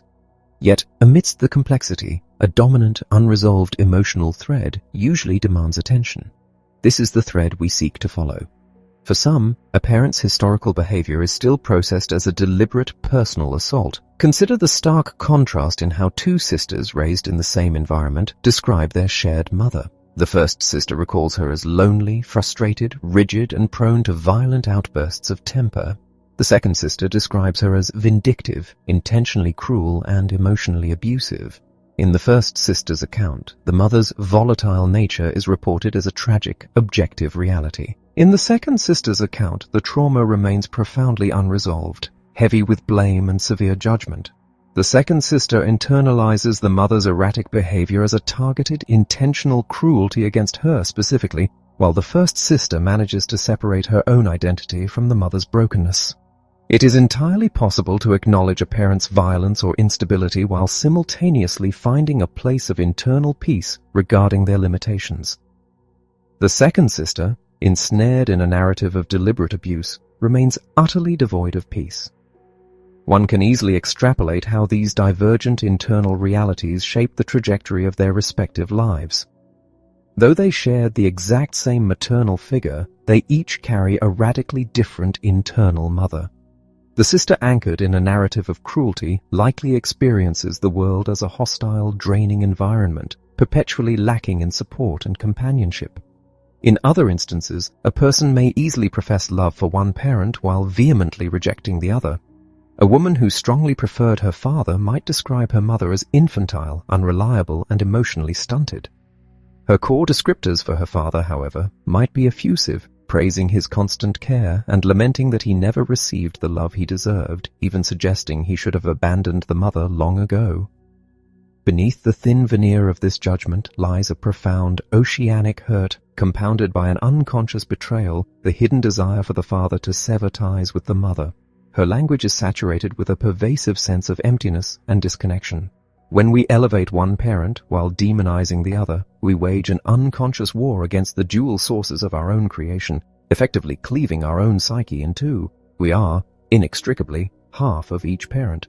Such profound resentment serves only to ignite a cycle of internal unrest and self-loathing, constructing a psychological prison from which heightened awareness is the only key. It is a common human affliction to fixate upon perceived parental failures, allowing these grievances, whether rooted in absolute truth or distorted by time, to completely eclipse the nourishment we did receive. It is an unavoidable reality of the human condition that parents, in the sheer complexity of raising children, will inevitably cause harm. The critical issue, however, is not the pain they inflicted, but our stubborn insistence on clinging to it decades later. More often than not, the harm caused was entirely devoid of malice. Every individual harbors a sense of lacking something vital from their upbringing. Achieving genuine peace with our lineage requires embracing both the presence and the absence of what was provided. When we view our inheritance through this lens of acceptance, We extract enduring strength from parents who, despite their profound limitations and unhealed wounds, fundamentally desired our survival and well-being.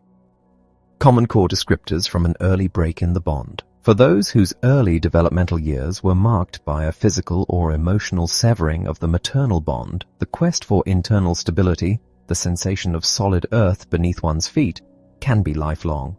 The linguistic fallout from an early maternal disconnection is distinct and recognizable.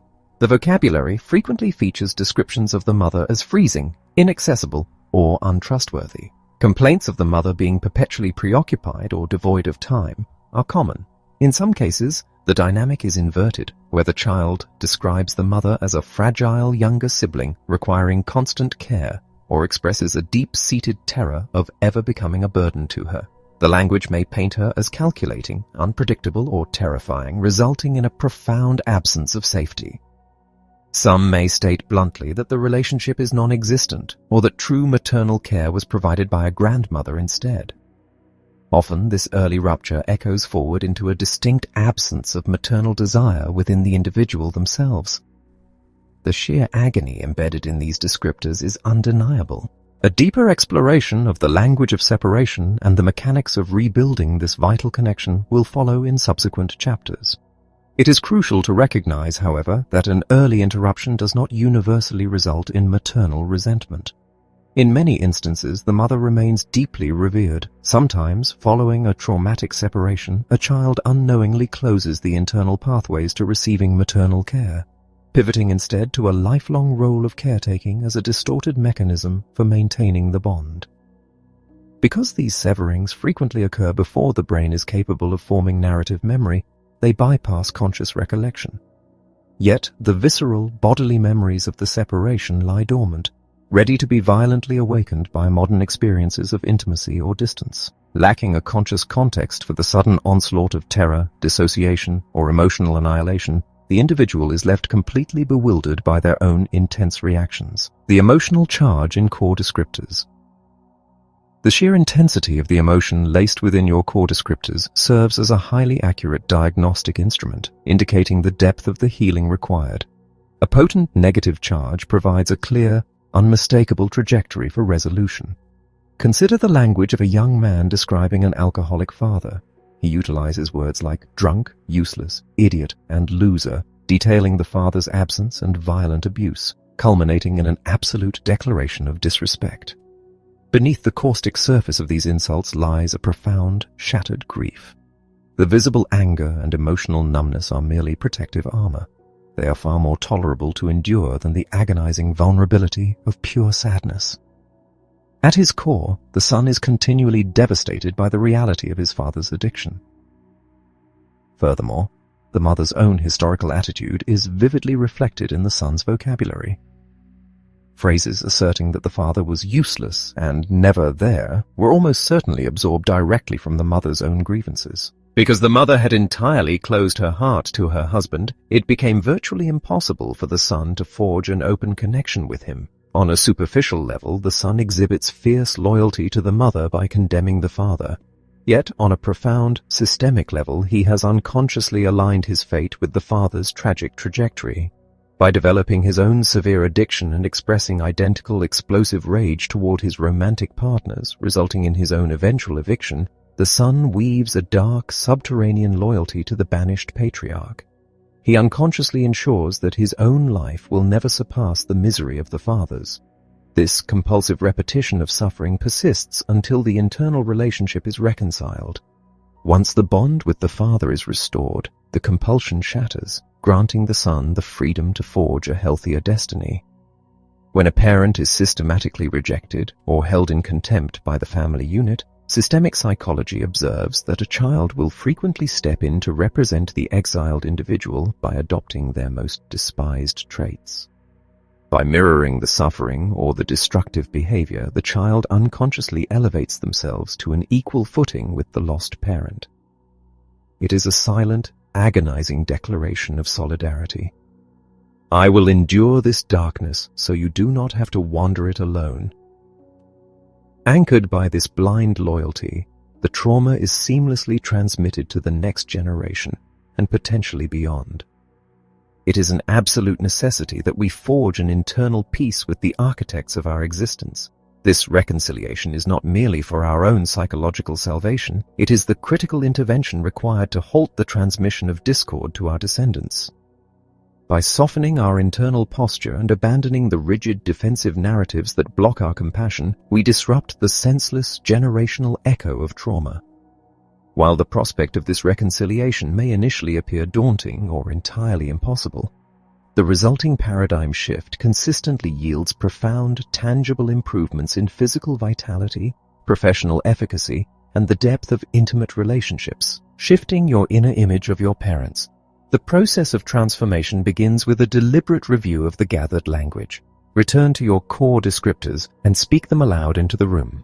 As the sound vibrates, listen with a detached, objective ear. Do new patterns or hidden meanings suddenly emerge? Does the sheer emotional weight of specific words confirm the presence of deeply unresolved historical pain? As you vocalize these descriptions, anchor your attention in your physical body. Notice the involuntary reactions. Does the chest constrict, or do the muscles relax? Does the breath flow effortlessly, or does it catch and stagnate? Pay close attention to any internal, subtle desire for a shift in perspective. These core descriptors are indispensable navigational tools in the reconstruction of your parental bonds. The physical status of your parents, whether they are actively present in your life, estranged or deceased, is entirely irrelevant to this process. The moment these ingrained descriptors are decoded and exposed, the rigid architecture of your negative attitudes, judgments, and historical resentments can finally begin to collapse. The magnitude of the emotional charge within your words is directly proportional to the depth of the submerged wound. Remember that beneath the fortress of your anger slumbers a profound sorrow. Experiencing this sadness is not fatal. Harboring chronic, calcified anger, however, exacts a heavy toll on the body and spirit. The internal portrait you harbor of your parents actively dictates the parameters of the life you are capable of living. The transformative truth is that this deeply ingrained image is entirely malleable once it is brought into conscious awareness. While altering the historical facts or the current reality of your parents is impossible, you possess absolute authority over how their image lives and breathes within your own mind. Chapter 8. The Core Sentence. For those who endure the suffocating grip of unexplained phobias, relentless panic attacks, or intrusive, obsessive thoughts, the internal landscape can feel indistinguishable from a maximum security prison. The psychological toll of navigating constant worry, overwhelming emotional surges, and startling physical sensations operates like a severe life sentence, despite the absence of any actual crime or conviction. Chronic anxiety systematically narrows the horizons of existence, siphoning away vitality and casting a dark shadow over both the present moment and the future. Existing in this perpetual state of high alert is profoundly exhausting. Yet the key to unlocking this internal prison is surprisingly accessible, requiring us to confront a different type of sentence entirely, the literal sentence constructed by our absolute worst fear. This specific phrasing has likely echoed in the background of our minds since early childhood. Whether spoken aloud or harbored in silent dread, this sentence actively fuels our despair. Paradoxically, it also serves as the precise navigational tool required to lead us beyond our psychological confinement into a landscape of profound understanding and ultimate resolution. This pivotal phrase is known as the core sentence. If the broader exploration of our language acts as a map to locate buried ancestral trauma, the core sentence is the priceless diamond uncovered at the dig site. Finding your core sentence. To begin this excavation, one must confront a terrifying question.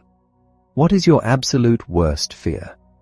What is the most devastating, catastrophic event that could possibly occur in your life? This is likely a dread that has haunted you for decades, perhaps feeling so innate that it seems woven into your very biology. Imagine a scenario where the foundations of your life completely crumble and everything goes terribly wrong. What is the ultimate catastrophe that awaits? Written. Exercise number 6. Identifying your core sentence. Capture this fear by writing down the completion of the thought regarding your worst fear, the absolute worst thing that could happen to you.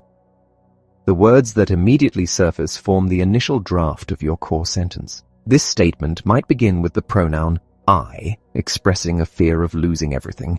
Alternatively, it might begin with they, articulating a dread of being destroyed by others. It might also begin with my, focusing the terror on the prospect of a spouse, children, or family suddenly leaving.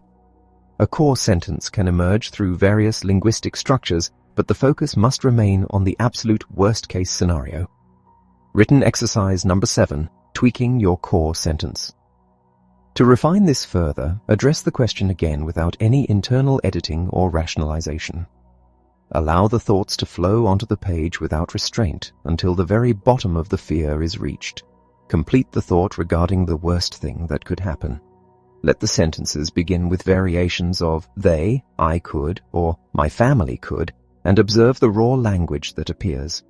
Once these initial fears are documented, challenge them by asking what the consequence of that tragedy would be. If the worst happened, what would be the most agonizing aspect of that outcome? For instance, if the initial fear is the prospect of dying, push deeper. The consequence of dying might be that your family is left without you. Push deeper still. The ultimate agonizing consequence of them being without you might be the realization that they will completely forget you.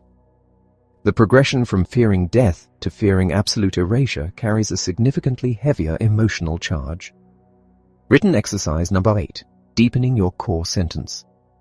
Take another deliberate moment to distill and intensify the emotional resonance of your worst fear. When examining the final, polished phrase, it will typically consist of a brief, potent cluster of words, often constructed in the present or future tense, making the threat feel immediate and impending. These words will vibrate with a visceral intensity when spoken aloud. A truly accurate core sentence strikes the nervous system with the sharp clarity of ringing crystal rather than a dull, hollow thud. Such sentences often echo sentiments of being completely alone, rejected, or abandoned. They might voice the dread of letting others down, losing everything, or falling apart entirely. They frequently carry the heavy burden of fault, betrayal, and humiliation. Other variations might express the terror of losing one's mind, harming a child, destroying a family, or losing all control. They can articulate the fear of committing an unspeakable act, being fundamentally unworthy of life, being universally hated, being locked away, or being trapped in a torment that never ends. Fine-tuning your core sentence. A final layer of calibration is necessary to ensure the sentence perfectly matches the internal sensation. If the identified sentence revolves around being completely alone, gently adjust the vocabulary to test its resonance. Compare the feeling of being all alone against the feeling of others leaving. Compare the feeling of being left against the feeling of being rejected or abandoned. This process is akin to an optician swapping lenses to achieve perfect visual clarity. The goal is to align the specific vocabulary flawlessly with the somatic experience. The body acts as the ultimate arbiter, signaling the correct phrasing through a distinct physical reaction, often a sudden wave of anxiety or a profound sinking sensation in the gut when the most accurate words are spoken. Other paths to finding your core sentence. If direct introspection fails to produce a resonant sentence, an alternative route involves contemplating the most horrific fate that could befall someone else. Recall a tragic news story or an event that happened to an acquaintance that left a lasting, disturbing impression. The details that stand out as the most unbearable often reflect a hidden facet of our own internal terror. The external tragedies that strike the deepest chords within us are frequently those that unconsciously mirror the submerged traumas of our own family system. Another method involves analyzing a profoundly moving scene from literature or film. Identify the specific element of the narrative that provokes the strongest emotional response. If a story about orphaned children is devastating, determine whether the agony stems from the mother's act of leaving or from the children's subsequent lack of care. Two individuals can be equally moved by the same story for entirely different systemic reasons, each reason pointing toward a specific, unacknowledged wound within their own ancestral lineage. The art that shatters us often acts as a resonant frequency, shaking loose the hidden grief of our family tree. When a news story becomes our family story. The sudden escalation of a lifelong anxiety can often be traced back to an external event that perfectly mirrors an unhealed family wound. A woman plagued by a chronic, low-level fear of violent home invasions, experienced a terrifying amplification of her panic after reading a news report about a young boy beaten to death by a gang. The specific details of the innocent boy being in the wrong place at the wrong time and suffering a senseless loss of dignity triggered an overwhelming physical dissociation. This intense reaction was not merely empathy, it was the unconscious surfacing of her own family's history. Her mother's young brother had been lured from his home, bullied, and left to die at the bottom of an abandoned mine shaft. The phrases she used to describe the boy in the news article were the exact unspoken descriptors of her murdered uncle, core language born out of war. The psychological fallout of war, genocide, and systemic violence creates a dense, volatile inheritance for subsequent generations. Descendants can unwittingly adopt the visceral terrors of their ancestors, living in constant dread of kidnapping, displacement, or murder, falsely believing these fears originate within their own minds. A young boy, prone to violent outbursts and self-inflicted head injuries, repeatedly struck objects while screaming commands to kill. This disturbing behavior baffled his parents, who had escaped the Cambodian genocide years before his birth. The boy had never been told about his grandfather, who had been brutally bludgeoned to death by the regime. The child was unknowingly reenacting both the aggression of the murderer and the fatal head injury of his grandfather.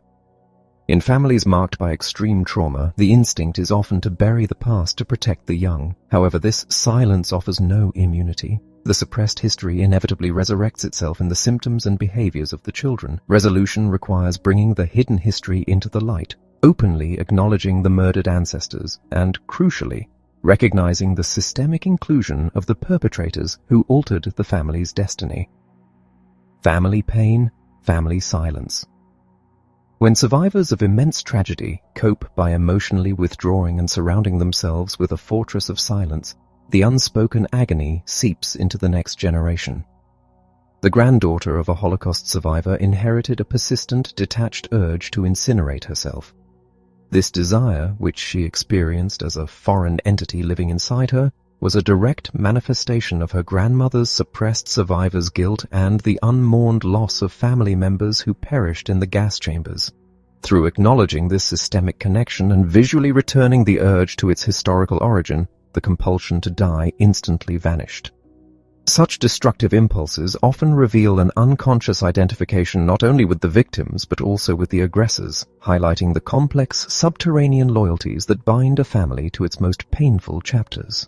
Prisons of fear. Unexplained panic attacks frequently serve as somatic echoes of ancestral confinement and terror. A man whose life was severely restricted by panic whenever he entered unfamiliar environments was unconsciously reliving the horror of the dozens of family members who were forcibly removed from their homes and murdered in concentration camps. His core fear of disappearing and being wiped out was their literal historical reality. Similarly, a woman haunted by nightmares of being kidnapped and a pervasive belief that the world was inherently dangerous was carrying the exact experience of a great-aunt who had been discovered in hiding, abducted, and executed. By bridging the present-day panic to the historical atrocity, these individuals were able to contextualize their terror and eventually release the inherited burden, allowing them to step out of their psychological prisons and into lives of freedom and exploration. Excavating the origin of your core sentence. Because a core sentence is anchored in an unresolved tragedy, speaking it aloud generates powerful physical reverberations. The critical inquiry shifts from examining the fear itself to identifying its original owner. When analyzing the core sentence, one must listen with the ear of an investigator, imagining the words being spoken by an ancestor who endured profound trauma, crushing guilt, or a tragic premature death. These sentences operate as nomadic entities drifting through the generations until they find a descendant willing to unconsciously host them. This silent hosting is an attempt to resolve the lingering family pain. The adopted sentence dictates emotional responses, influences critical life choices, and perpetually shapes the individual's interaction with the world. To sever this link, one must thoroughly scan the family history, searching for the parent, grandparent, or even great-grandparent whose agonizing silence perfectly matches the frequency of the core sentence.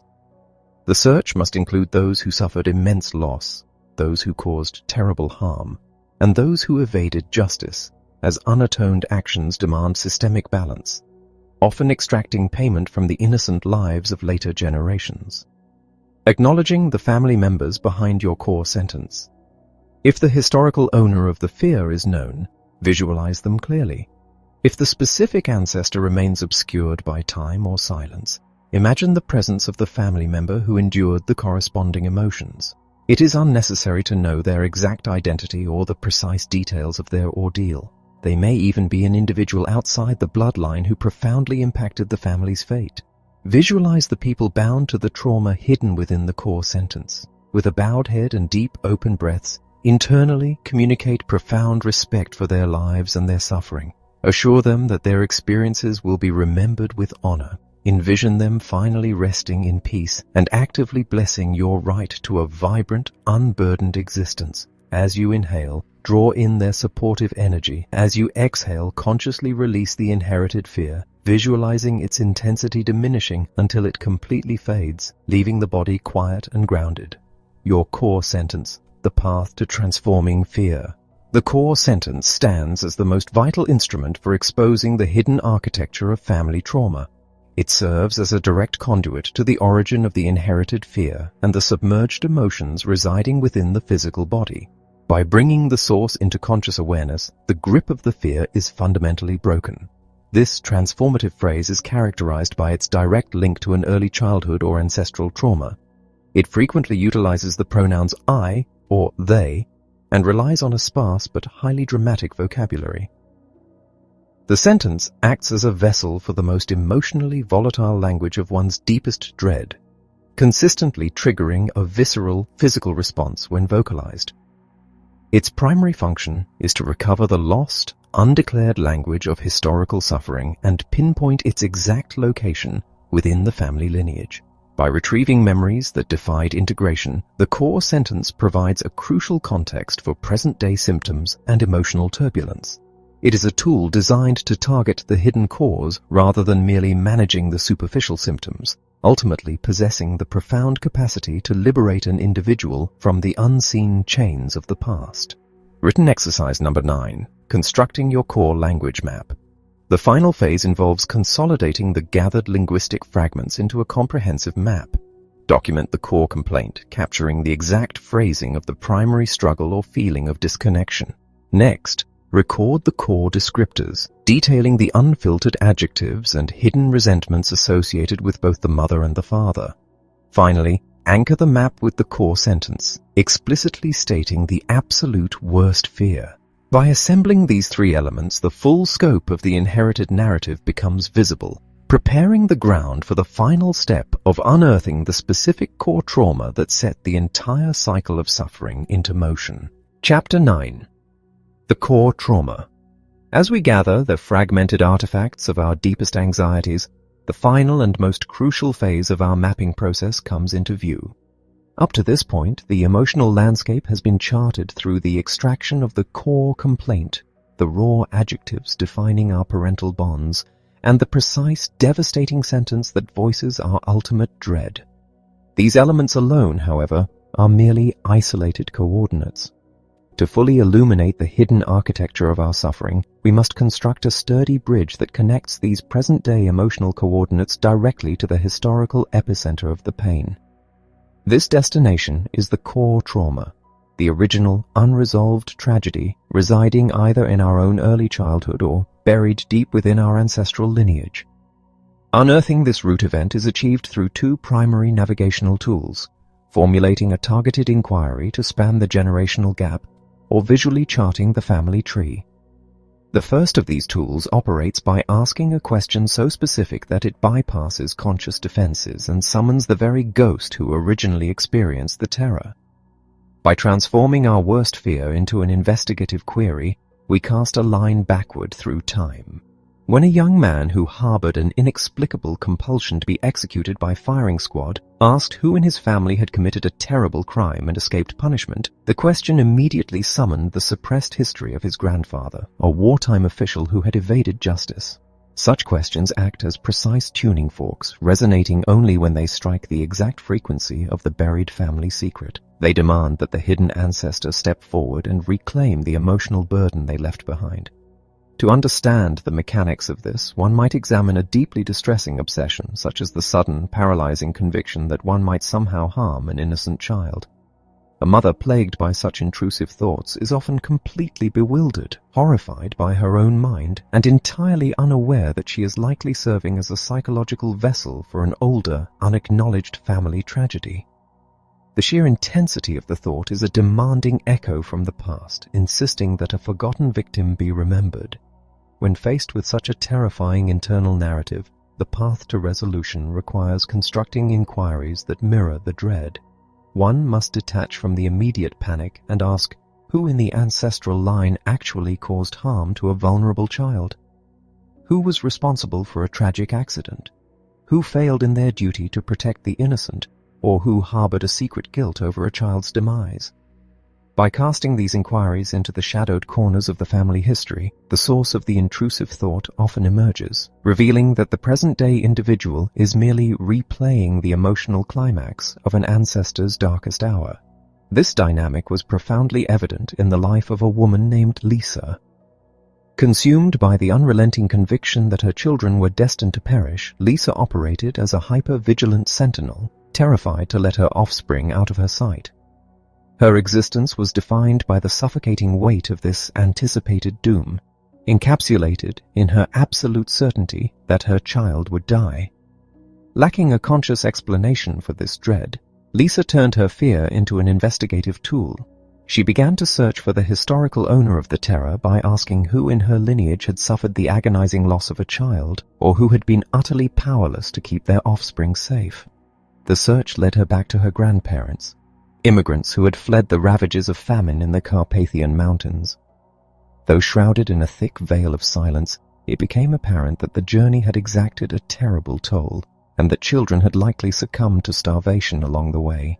By bridging her modern-day panic to the unspeakable, unmourned agony of her grandparents, the gripping intensity of Lisa's fear immediately began to dissolve. She recognized that her hypervigilance was a misplaced loyalty to the ghosts of the past, allowing her to finally experience the joy of motherhood without the constant specter of tragedy. To initiate this process of discovery for oneself, it is necessary to pause and deliberately translate the ultimate fear into a series of investigative questions. One must look squarely at the sentence that voices their greatest dread and use it to formulate direct inquiries about the family's hidden past. If the fear is of being abandoned, the inquiry must search for the ancestor who was exiled or left behind. If the fear revolves around losing everything, the question must seek out the relative who was stripped of their home, their wealth, or their dignity. By documenting these questions alongside the original fear, the individual essentially prepares the psychological ground for the buried truth to surface, knowing that the very nature of the symptom provides the exact coordinates for the cure. When questions alone cannot penetrate the silence of the past, a second, highly effective tool is employed: the visual mapping of the family lineage. This two-dimensional representation serves as an emotional schematic tracking the flow of trauma across the generations. By systematically documenting the lives, losses, and tragedies of the preceding generations, patterns of suffering that were previously invisible become undeniably apparent. The act of charting the lineage externalizes the internal chaos, providing a bird's-eye view of the ancestral burdens that have cascaded downward. To construct this visual map, one must draw out the family structure spanning 3 to 4 generations, utilizing simple geometric shapes to represent males and females. The focus is not on capturing every distant relative, but on tracing the direct bloodlines, parents, grandparents, great-grandparents, and the immediate aunts and uncles. Alongside each represented individual, one must document the significant hardships and profound losses that defined their existence. The map must record the premature deaths, the suicides, the forced migrations, the adoptions, the stillbirths, and the hidden crimes. It must acknowledge those who were institutionalized, those who perished in war, and those who were quietly erased from the family narrative due to shame or grief.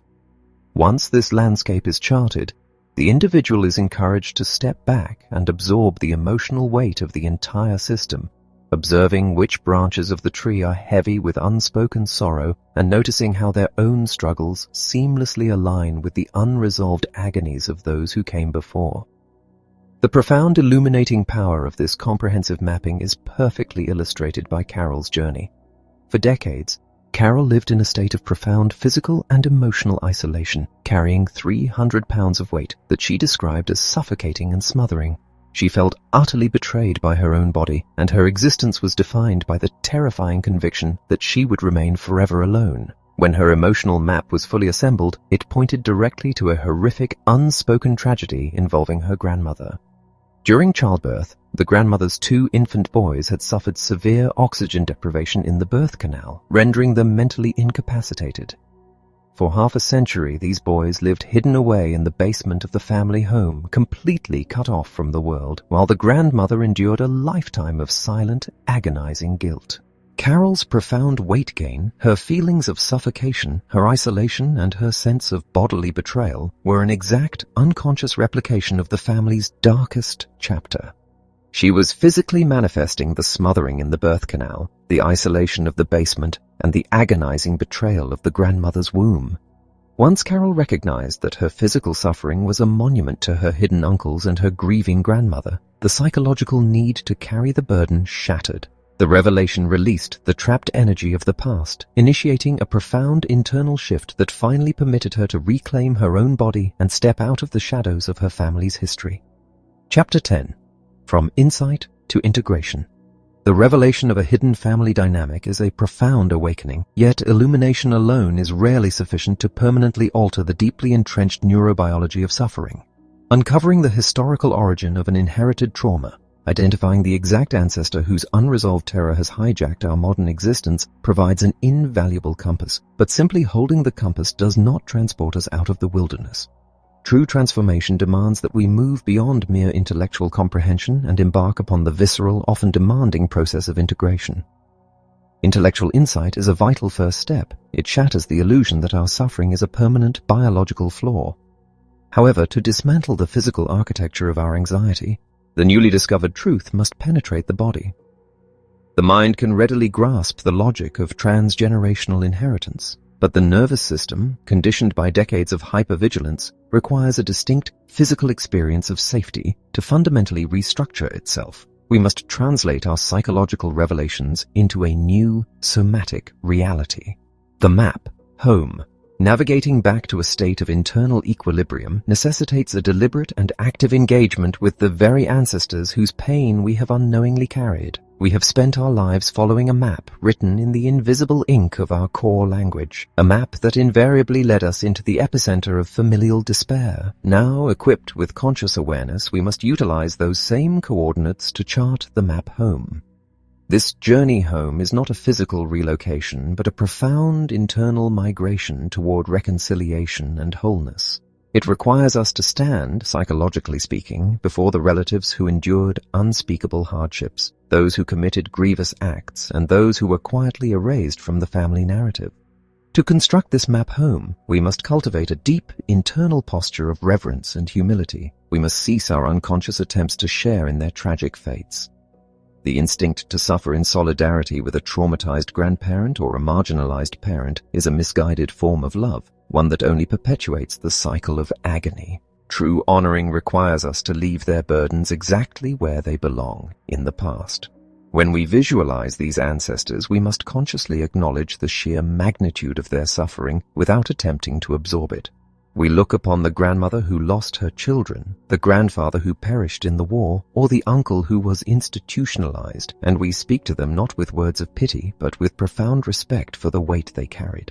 By recognizing that their tragic destiny was uniquely theirs to bear, we paradoxically free ourselves to embrace a destiny of our own making. This internal dialogue is not merely a symbolic exercise, it is a neurological intervention. When we intentionally construct new healing images in our mind's eye, images of our ancestors looking upon us with love, actively supporting our right to a joyful, unburdened existence, we begin to forge new neural pathways. We override the ancient inherited alarms of the amygdala by repeatedly flooding the brain with the profound physiological calmness that accompanies genuine resolution. The map home is paved with these deliberate restorative images, guiding us away from the familiar territory of inherited fear and into a landscape of unprecedented emotional freedom. Written exercise number 12. Making peace with your family history. To solidify this internal migration, the unspoken truths must be articulated and physically recorded. The act of writing serves as a powerful anchor, drawing the abstract concepts of forgiveness and release down into the tangible world. This final written phase is a formal declaration of peace, a treaty signed between the present and the past. It involves crafting specific, highly resonant sentences designed to sever the invisible cords of negative loyalty and establish a new, healthy boundary between our own lives and the lives of our predecessors. Begin this process by directly addressing the ancestor or parent whose history you have unconsciously adopted. The words must be simple, direct, and stripped of all judgment. Write down an acknowledgement of their exact pain, stating clearly that you now see the immense suffering they endured. Follow this with a definitive declaration of separation. Express that you have been carrying their grief, their fear, or their guilt, believing it was your own, but that you now understand it belongs entirely to them. Document your explicit intention to leave this heavy burden in their capable hands, honoring their strength to carry their own fate. Finally, write a plea for their blessing. Ask them to look kindly upon you if you choose a different path, if you choose to be healthy, successful, and deeply loved, even though they were denied those very privileges. When these sentences are written and then spoken aloud with genuine emotional resonance, a profound physical shift often occurs. The chest expands, the breath deepens, and the chronic tension that has gripped the musculature for a lifetime begins to melt away. This is the physiological signature of integration.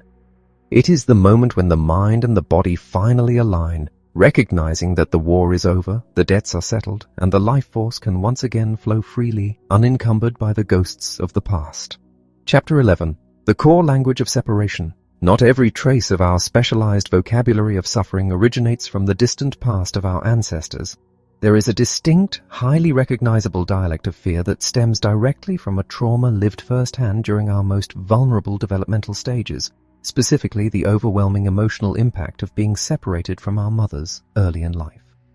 This rupture is among the most pervasive yet least acknowledged psychological injuries a person can endure.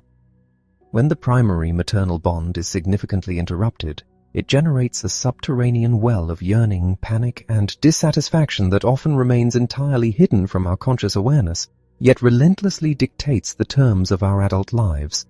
As discussed previously, the life force cascades to us through our parents, forming the fundamental architecture of our psychological reality.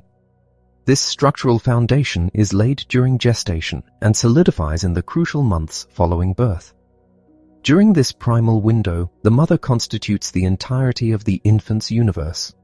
Her sensory reality, the cadence of her voice, the warmth of her touch, the scent of her skin, is the literal tether to existence. Because an infant lacks the cognitive framework to interpret the world independently, the mother serves as a vital psychological mirror, breaking down the overwhelming stimuli of life into manageable, digestible fragments. In optimal circumstances, a mother's empathetic responses, her concerned expression when the infant cries, her radiant joy when the child smiles, instill a profound, enduring sense of safety, inherent worth, and belonging.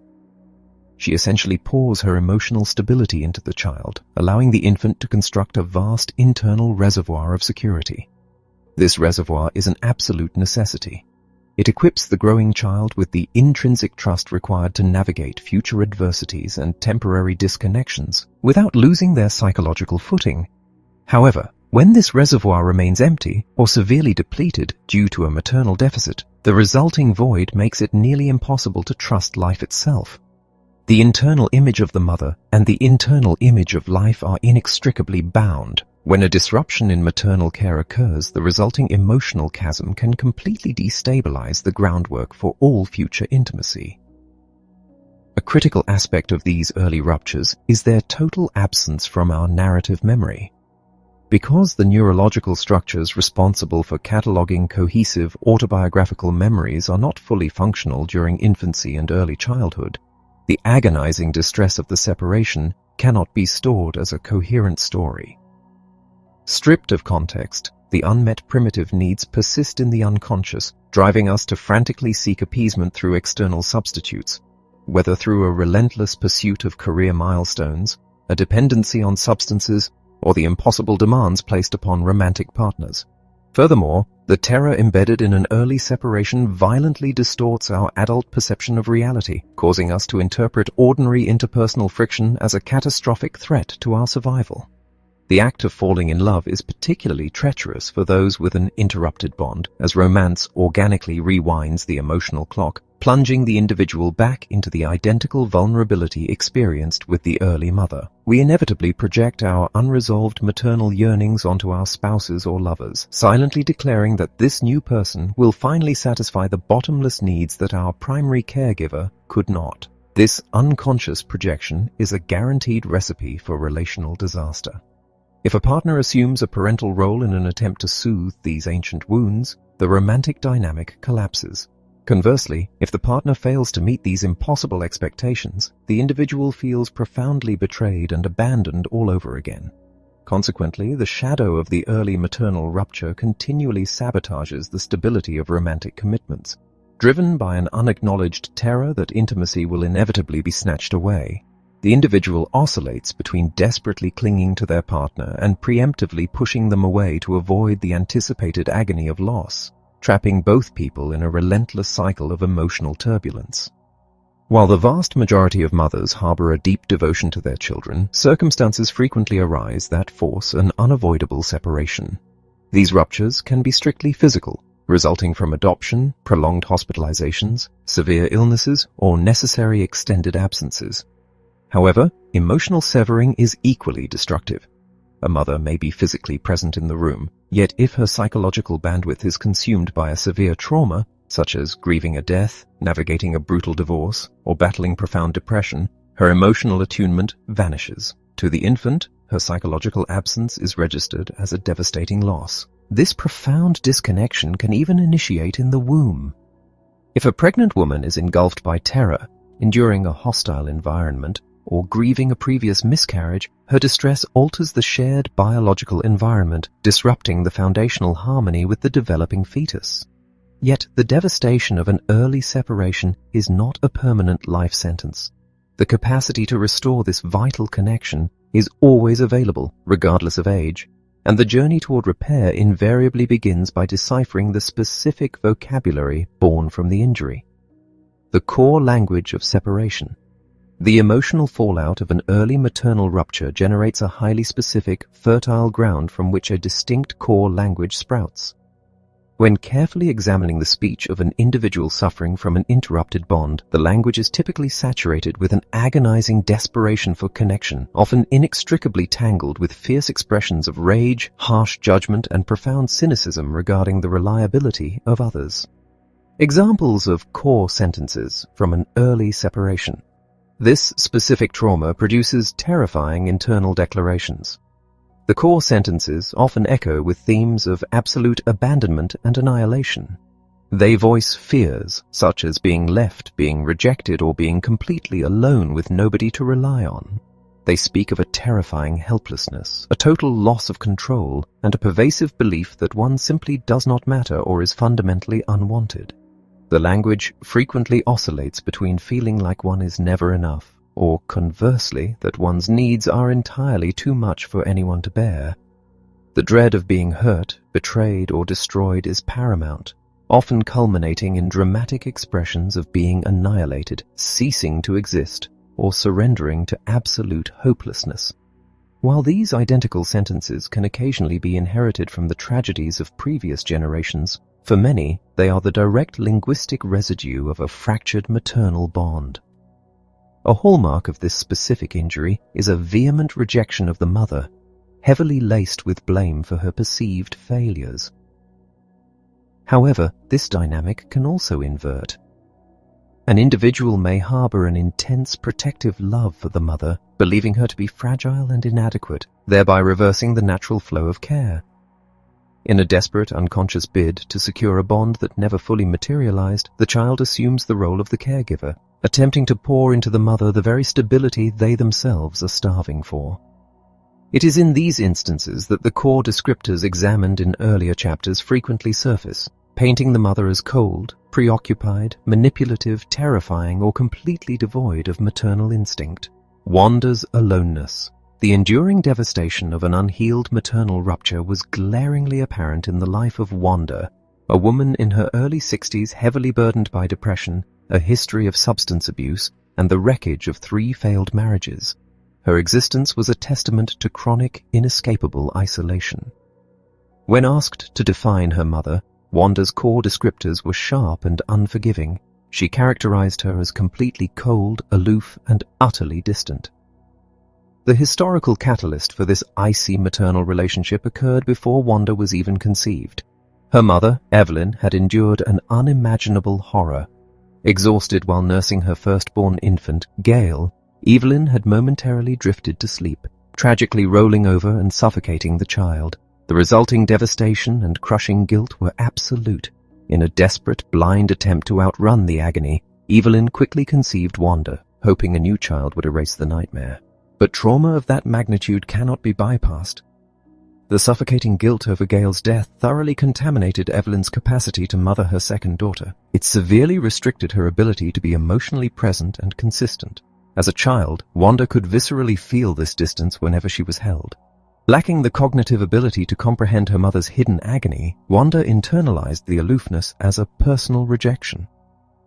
To survive the agonizing feeling of being unloved, Wanda constructed a rigid psychological armor against her mother. Evelyn, paralyzed by the belief that she was an inherently dangerous mother who did not deserve a second chance, likely withdrew further, terrified that drawing Wanda close might result in another tragedy. For 6 decades, Wanda lived entirely trapped in this narrative, despising her mother for withholding love. Only when Wanda was guided to view her mother not as a cold, withholding figure, but as a shattered woman, paralyzed by the accidental death of her first baby, did the calcified resentment finally crack. Recognizing that the distance was born of trauma, not a lack of love, Wanda abruptly ended her session, desperate to rush home and tell her elderly mother she loved her before it was too late. The anxiety of early separations. The sudden severing of safety can lay dormant for decades before violently erupting into conscious awareness. Jennifer was merely 2 years old when she witnessed her mother collapse to the floor, sobbing uncontrollably as strangers delivered the news that her father had been killed in an industrial explosion. That evening marked the abrupt end of her mother's comforting bedtime rituals. Paralyzed by the sheer magnitude of her grief, the young widow was incapable of caring for her children, who were subsequently sent to live with an aunt for several weeks. When Jennifer's mother eventually visited, the 2-year-old was terrified by the unrecognizable swollen face of the woman who reached for her. As the grieving mother held her, Jennifer physically froze. She desperately needed comfort, but her mother had become a fragile, hollow shell. This profound loss of maternal security remained entirely submerged until Jennifer reached the age of 26. Following a highly successful professional presentation, she was riding the subway when a sudden, terrifying distortion of reality overtook her. Her vision blurred, her ears clogged, and she was gripped by an absolute certainty that she was drowning. Her core sentence voiced a terror of being overwhelmed, unable to breathe, and inevitably dying. The onset of these panic attacks was not random. Jennifer was exactly 26 years old, the precise age her mother was when the sudden death of her husband shattered their world. The subway panic was a visceral, somatic replay of the overwhelming terror the 2-year-old Jennifer experienced when she lost the emotional sanctuary of her mother. The metaphor of Kelly's hair pulling often, the unconscious mind expresses the agony of separation through highly symbolic physical compulsions. Kelly, a young woman plagued by severe anxiety, suffered from a condition that compelled her to relentlessly pull her own hair out by the roots, a destructive urge that peaked every evening around 9 o'clock. The behavior had commenced at age 13, immediately following a devastating social rejection by her closest friend, which triggered profound feelings of being defective and unlovable. However, tracing the core language beneath this compulsion, a desperate fear of being completely alone, left behind, and losing her mind, led to a far earlier, buried trauma. At 18 months old, Kelly required severe intestinal surgery, necessitating a 10-day hospital stay. Every evening at 9 o'clock, the strict visiting hours ended, and her mother was forced to leave the terrified toddler alone to return to her other children. The sheer panic of being abandoned every night in a clinical environment was too immense for an infant to process, submerging deeply into her nervous system. When her closest friend abandoned her at age 13, the modern rejection acted as a catalyst, tearing open the vault containing the infantile terror of the hospital. The resulting compulsion was a profound physical metaphor. The violent act of ripping the hair from its nurturing follicle was an exact somatic reenactment of the baby being ripped from the comforting presence of her mother. The symptom was not a random dysfunction. It was a desperate, symbolic communication from her unconscious. Kelly's resolution. Healing this profound somatic echo required bridging the gap between the adult and the terrified infant within. By physically placing her hands over her abdomen, the site of the original surgery and the epicenter of her anxious sensations, Kelly engaged in a deep, rhythmic breathing practice.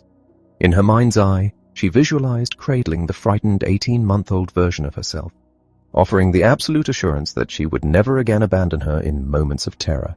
By actively assuming the role of the comforting presence that was missing in the hospital, she soothed the traumatized nervous system. Through this profound internal reconnection, the compulsion vanished entirely. Separation, the origin of inner conflict. The chronic inability to settle into oneself is frequently the lingering shadow of an early maternal absence. Those deprived of this foundational security often spend their lives perpetually seeking an external salve for an internal hemorrhage. Myrna's life was defined by this relentless, unfulfilled seeking. When she was 2 years old, her mother accompanied her father on an extended overseas trip, leaving the toddler with a caretaker for 3 weeks. Initially, Myrna sought comfort by fiercely clinging to her mother's unwashed sweater. But as the days dragged on, the despair took over. She rejected the sweater, retreating into solitary thumb-sucking. When her mother finally returned, anticipating a joyous reunion, Myrna refused to look at her. The mother, wounded and confused by the toddler's coldness, rationalized the behavior as sudden independence and unconsciously withdrew her own warmth. This failure to repair the ruptured bond cemented Myrna's deep-seated conviction that she was unwanted and entirely alone. As an adult, this unhealed separation manifested as a terrifying vulnerability in romantic relationships. Desperate for love but paralyzed by the absolute certainty that it would be snatched away, Myrna preemptively sabotaged her engagements, finding fatal flaws in every partner to justify leaving them before they could inevitably abandon her. This exact dynamic poisoned her professional life as well.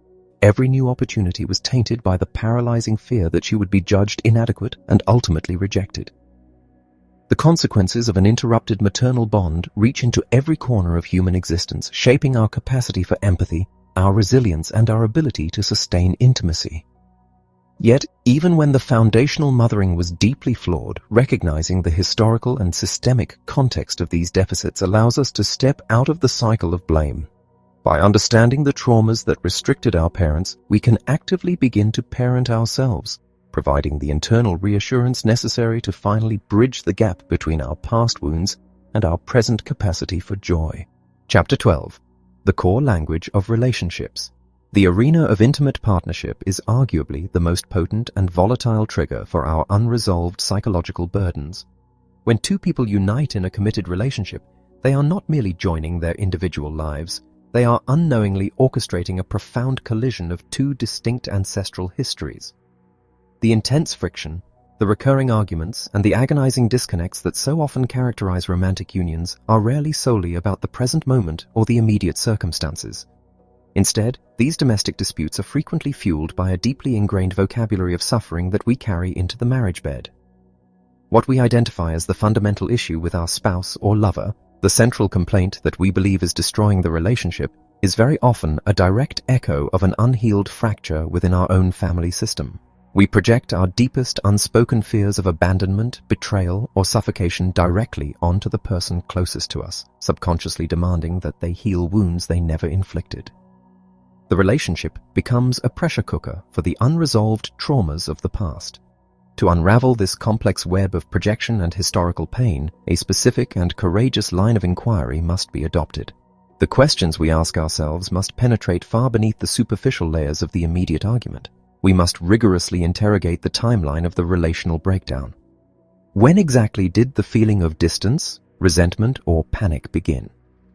Did it coincide with a specific milestone, such as reaching a certain age, purchasing a home, or the birth of a first child? By meticulously exploring these timelines, we frequently uncover that the sudden onset of marital strife aligns perfectly with the exact age a parent or grandparent experienced a devastating relational trauma or personal tragedy. These inquiries are designed to expose the hidden systemic loyalties that silently demand we sabotage our own happiness to remain unconsciously aligned with the suffering of our predecessors. We ask these questions not to assign blame, but to illuminate the invisible forces manipulating the partnership. The language we utilize during our most heated conflicts provides undeniable, tangible evidence of these ancestral echoes. When we pause to examine the raw adjectives and phrases we hurl at our partners in moments of despair or anger, a startling psychological pattern typically emerges. The core descriptors we use to condemn a spouse, labeling them as distant, controlling, suffocating, unreliable, or entirely absent, are remarkably often the exact same words we would use to describe the parent with whom we hold the deepest unresolved grievance. The romantic partner essentially becomes a psychological stand-in, a surrogate for the mother or father we have yet to forgive. The emotional charge we direct at our partner is heavily amplified by the decades of suppressed frustration meant for our caregivers. Until we recognize that our partner is merely wearing the mask of our unhealed childhood, we remain trapped in a perpetual, exhausting cycle of punishing them for the failures of our lineage.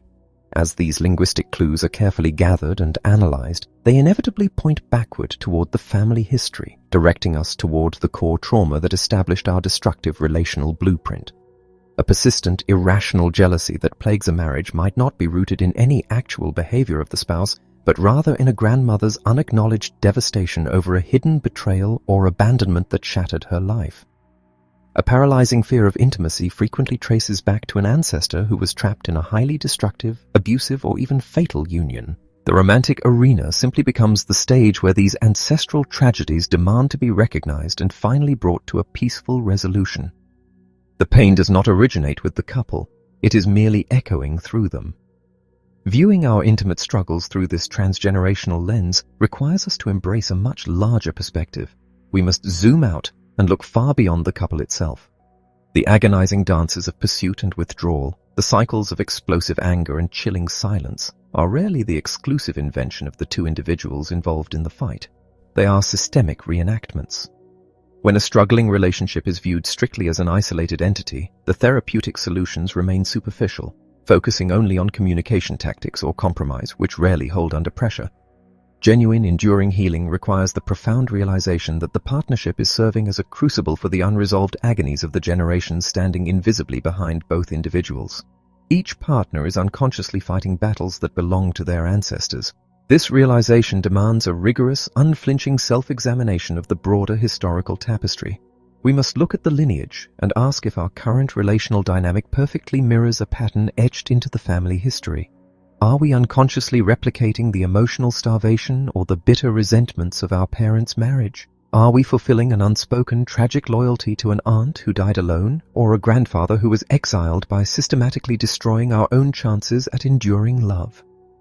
The biological and psychological drive to belong to our family system is incredibly potent, and this primal need for systemic belonging frequently overrides our conscious, stated desire for a harmonious and loving partnership. We will unconsciously choose the familiar agony of our family's past over the uncharted territory of true intimacy. The profound and disruptive impact of these hidden loyalties is clearly demonstrated in the life of a young man named Tyler. Despite being deeply in love with his fiancée and consciously desiring a life with her, Tyler was suddenly paralyzed by a terrifying, suffocating anxiety as their wedding day rapidly approached. He was plagued by intense physical sensations of being trapped, unable to breathe, and gripped by a desperate urge to flee. The panic became so overwhelming that he reached the agonizing conclusion that he had to cancel the marriage simply to survive. The issue had absolutely nothing to do with his partner's character or their compatibility. Rather, it was entirely rooted in a historical terror he had absorbed. A careful exploration of Tyler's family tree revealed a devastating legacy. 2 generations prior, his grandfather had been forced into an arranged, loveless marriage to conceal a prominent family scandal. For decades, the grandfather lived his entire life feeling utterly suffocated, legally and morally trapped, and entirely stripped of his personal agency and joy. As Tyler approached the threshold of his own marriage, he unconsciously stepped directly into the emotional and physical reality of his grandfather. To Tyler's nervous system, committing to his fiancée felt exactly like walking into the same lifelong prison sentence his ancestor had endured. By bridging his present-day panic directly to the historical despair of his grandfather, Tyler was able to separate his own healthy, loving relationship from the tragic entrapment of the past. Acknowledging the grandfather's profound suffering and leaving that burden in the past allowed the suffocating anxiety to dissipate entirely, enabling Tyler to walk toward his future unburdened by the ghosts of his lineage. Chapter 13. The Core Language of Success. The pursuit of financial stability and professional fulfillment is routinely framed as a simple matter of adopting the right habits, expanding one's social network, and maintaining a positive, disciplined mindset. Countless philosophies promise that if we simply visualize our goals and work tirelessly, prosperity will naturally follow. Yet for many individuals, these prescribed formulas yield nothing but perpetual frustration. Despite immense effort and conscious intent, they repeatedly encounter invisible roadblocks, sudden catastrophic failures, or a persistent, inexplicable inability to hold on to the wealth they generate. When every conventional strategy fails to yield results, we must turn our gaze backward. The hidden obstacles obstructing our professional and financial paths are frequently rooted not in our own lack of competence or drive, but in the unresolved traumatic events of our family history. Transgenerational dynamics, such as an unconscious loyalty to a marginalized ancestor, the heavy, silent burden of an unjust inheritance, or the enduring neurological shock of an early maternal separation, exert a profound influence over our capacity to thrive.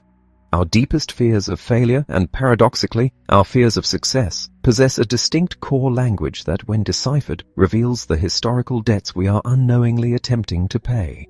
Atoning for wrongdoings in the family history. The compulsion to balance the scales of ancestral injustice is a powerful, unseen force that can entirely decimate an individual's potential for success.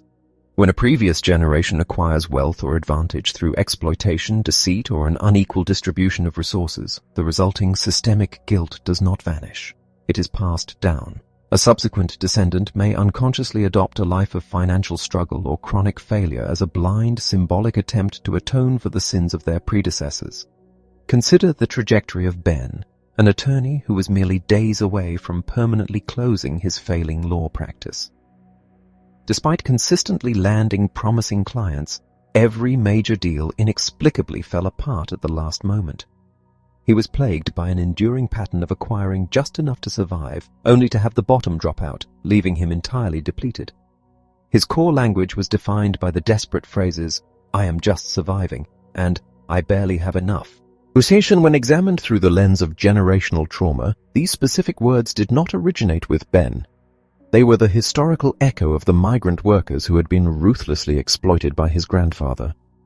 Operating a highly profitable citrus plantation decades earlier, the grandfather had amassed a vast fortune while his laborers lived in absolute squalor, unable to feed their families. Although Ben's father initially inherited this wealth, it was entirely squandered through a series of poor investments, leaving Ben with nothing. Yet, the lack of a financial inheritance was not the true burden. The true inheritance was the unpaid moral debt. Unconsciously aligned with the exploited workers he had witnessed as a child, Ben was rigorously ensuring that he, too, would barely survive. Once Ben realized that his chronic professional failure was a misplaced loyalty to those impoverished laborers, he could actively shift his internal posture. By visualizing his grandfather taking full responsibility for the exploitation, and by subsequently taking on pro bono cases to advocate for marginalized workers, Ben balanced the ancestral ledger in a conscious, constructive manner. Freed from the invisible chains of atonement, his law practice rapidly began to flourish.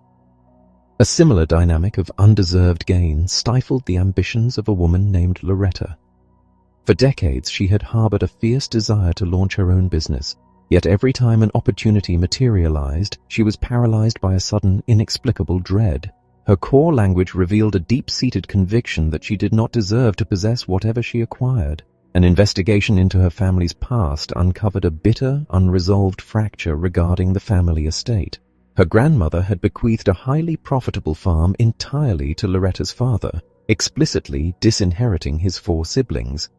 While Loretta's father prospered immensely from this unequal distribution, his brothers and sisters were plunged into lifelong financial hardship. As the sole heir to her father's legacy, Loretta was unknowingly attempting to rectify this familial injustice by holding herself back.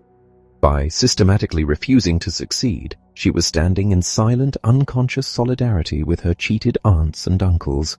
Recognizing that her self-sabotage was a misguided attempt to balance the scales of a past generation allowed Loretta to finally relinquish the guilt that did not belong to her and step confidently into her own entrepreneurial potential. Separated from mother, disconnected from others, the capacity to boldly navigate the professional world, to assert one's value, and to forge lucrative connections is fundamentally tethered to the foundational security established in early childhood. When the primal bond with the mother is fractured, whether through a prolonged hospitalization, maternal depression, or an early physical separation, the child's internal blueprint for interacting with the world is severely compromised. The world is no longer perceived as a welcoming landscape of opportunity, but rather as a hostile environment fraught with the constant threat of rejection and abandonment. This profound disconnection dictated the life of John Paul, a man who had languished in the exact same entry-level position for 2 decades, quietly watching less qualified colleagues ascend the corporate ladder. He meticulously engineered his professional life to remain entirely unnoticed, terrified that assuming a leadership role would subject him to the scrutiny of others. His core language was dominated by the terrifying certainty that if he made a single wrong move, he would be completely rejected and lose everything. This paralyzing fear of exposure and subsequent abandonment was not born in the office. It was the unhealed residue of an early maternal separation. A similar terror crippled Elizabeth, a data entry specialist who experienced her bustling workplace as a psychological nightmare. Consumed by the dread of saying the wrong thing, she completely withdrew from her colleagues, obsessively analyzing every minor interaction for signs that she was being judged or excluded. Her core language echoed with the absolute certainty that she would be rejected, cast out, and left entirely alone. The origins of this terror were traced back to severe childhood medical traumas.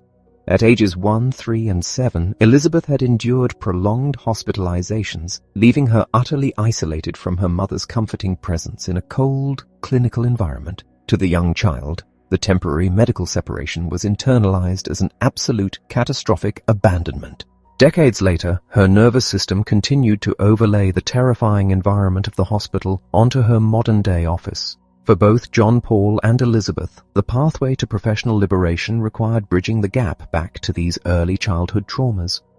By actively cultivating new, restorative internal images of their mothers, focusing on the moments of genuine warmth and connection rather than the trauma of the separation, they slowly dismantled the deeply ingrained belief that the world was destined to reject them. This phenomenon of distancing oneself from success frequently mirrors the exact manner in which an individual has distanced themselves from a parent. When we reject our parents, viewing them as failures or sources of profound disappointment, we frequently and tragically replicate their exact downfalls. A man who vehemently despises his father for being an alcoholic or a financial ruin will often unconsciously adopt those exact destructive behaviors. This emulation serves as a hidden, subterranean bond, a way of loving the exiled parent by sharing their darkness. It is an unspoken declaration: I will not surpass you, I will join you in your failure. Only by unearthing these hidden loyalties and looking upon the rejected parent with genuine compassion can the destructive cycle be broken, granting the individual the internal permission to thrive where their predecessors stumbled. The legacy of unfinished business. The sudden, premature death of a family member casts a long, chilling shadow over the achievements of the generations that follow. When a life is cut short, leaving behind unfulfilled potential and an agonizing void, a descendant may unconsciously halt their own forward momentum.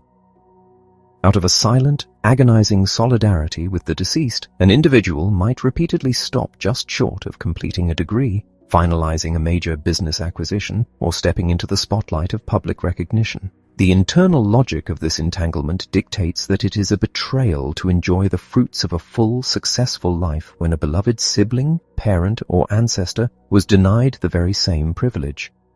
This dynamic of hidden loyalty was the invisible barrier in the life of Richard, a brilliant aeronautical engineer whose innovations had revolutionized his industry. Despite his staggering contributions, Richard consistently retreated into the shadows, allowing colleagues to claim the credit and even patent his groundbreaking designs. He felt deeply cheated, yet remained entirely passive, bound by a core language that insisted he was destined to never be recognized. The origin of this profound self-effacement lay in the silenced grief of his parents. Before Richard was born, his mother had delivered a stillborn son, a child who was never named, never mourned openly, and completely erased from the family narrative.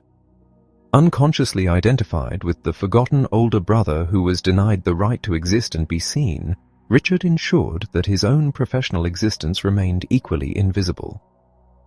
When Richard finally comprehended that his chronic lack of recognition was a living monument to his unacknowledged sibling, the spell was broken.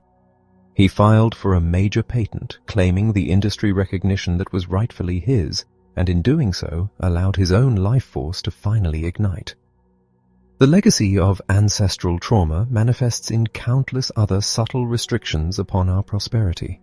Descendants of those who endured extreme poverty, famine, or the brutal displacement of war often harbor a deep systemic guilt when faced with modern abundance.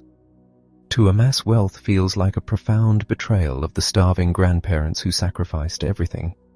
In order to truly flourish, we must consciously honor the sheer magnitude of their struggles, while recognizing that our success is the ultimate vindication of their sacrifices. When we hold our history with deep respect, acknowledging both the debts and the unspoken loyalties, the chaotic fragments of our ancestral past cease to act as anchors. Instead, they transform into the very foundation upon which we can build a life of enduring, unencumbered success. Chapter 14. Core Language Medicine. The rigorous excavation of our familial past and the precise mapping of our hidden emotional terrain ultimately bring us to a critical threshold. We have identified the core complaint that echoes our deepest dissatisfaction, confronted the raw descriptors that define our fractured parental bonds, isolated the terrifying sentence that holds us captive, and bridged these elements to the original, unspoken trauma of our lineage. We have essentially secured the diagnosis. Yet, a diagnosis, no matter how profoundly illuminating, is not the cure itself. The profound insights gained from mapping our inherited suffering must now be alchemized into a daily, living practice. This ongoing practice is the essence of core language medicine. It is the deliberate, conscious administration of new, restorative internal imagery and highly specific healing sentences designed to continuously recalibrate a nervous system that has been wired for distress for generations. The medicine we must apply is not found in a pharmacy. It is cultivated within the quiet, focused chambers of our own minds. When we uncover the historical root of our anxiety or depression, the initial revelation often produces a dramatic, visceral release. The chest expands, the chronic tension dissipates, and a sudden wave of clarity washes over the psyche. However, the architecture of the brain, shaped by decades of operating under the heavy influence of the old inherited fears, possesses a powerful gravitational pull.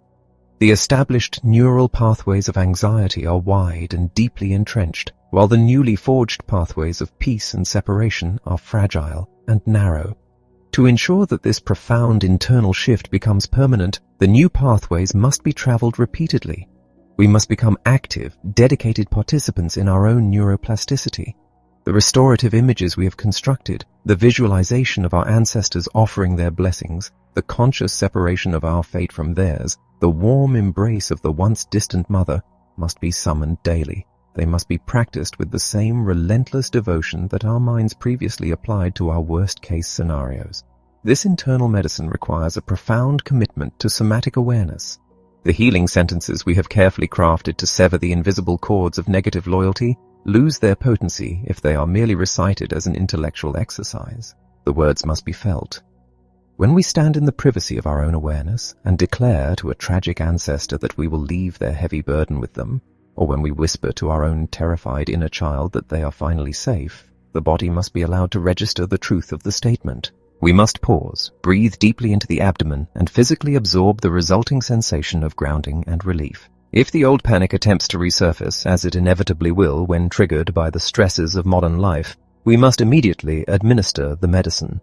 We recognize the returning fear not as a permanent regression, but merely as an echo.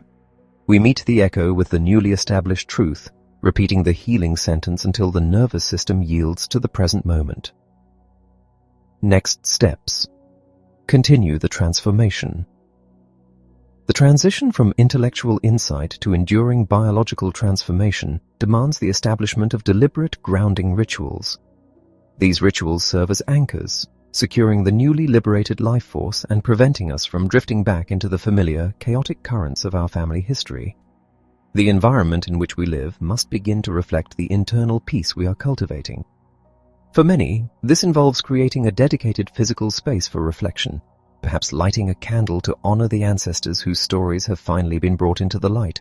It involves setting a conscious daily intention to observe the movements of the mind without immediately surrendering to its ancient alarms. As we navigate the inevitable frictions of our daily relationships, our careers, and our personal aspirations, we must remain vigilant sentinels at the gates of our own awareness.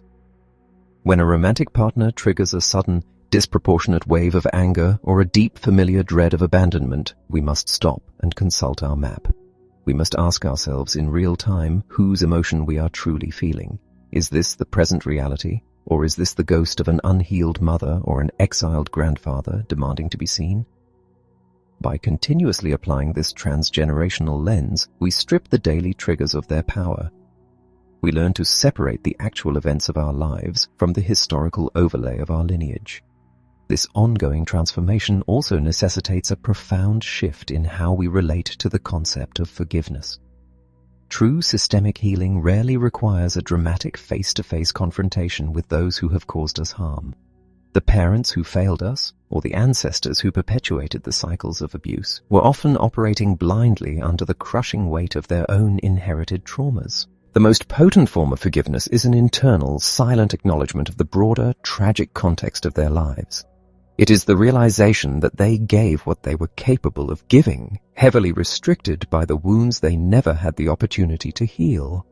By softening our internal posture toward the architects of our existence, we dissolve the rigid armor of our own resentment. We cease our unconscious demands for a different past, and in doing so, we suddenly find ourselves fully equipped to embrace the present. Arriving at the finish line of your core language trail. As we follow the intricate, winding trail of our core language to its ultimate conclusion, we undergo a fundamental metamorphosis. We transition from being unwitting prisoners of a forgotten past to becoming the conscious, empowered authors of our own destiny. The heavy, invisible backpacks we have carried since childhood, loaded with the grief, the guilt, and the unatoned debts of our predecessors, are finally set down. We realize that the greatest homage we can possibly pay to the family members who suffered, who were marginalized, or who died prematurely is not to suffer alongside them. The ultimate act of loyalty is to live a life of vibrant, unencumbered joy. When we thrive, we validate their sacrifices. We become the living realization of the peace they were violently denied. Arriving at the finish line does not imply that we will never again experience sorrow, anxiety, or hardship. The human condition guarantees that challenges will continually arise. However, the nature of our suffering is fundamentally altered. When pain arrives, it is no longer a bottomless, terrifying abyss echoing with the silent screams of the generations. It is simply the pain of the present moment, manageable, contained, and entirely our own. We face the world equipped with a profound, unshakable grounding, anchored by the deep internal knowing that our life force flows freely from its ancient source. We have navigated the dark woods, gathered the linguistic breadcrumbs of our distress, and built a sturdy bridge back to the light. The ghosts of the past are finally permitted to rest, and we are at last truly free to begin.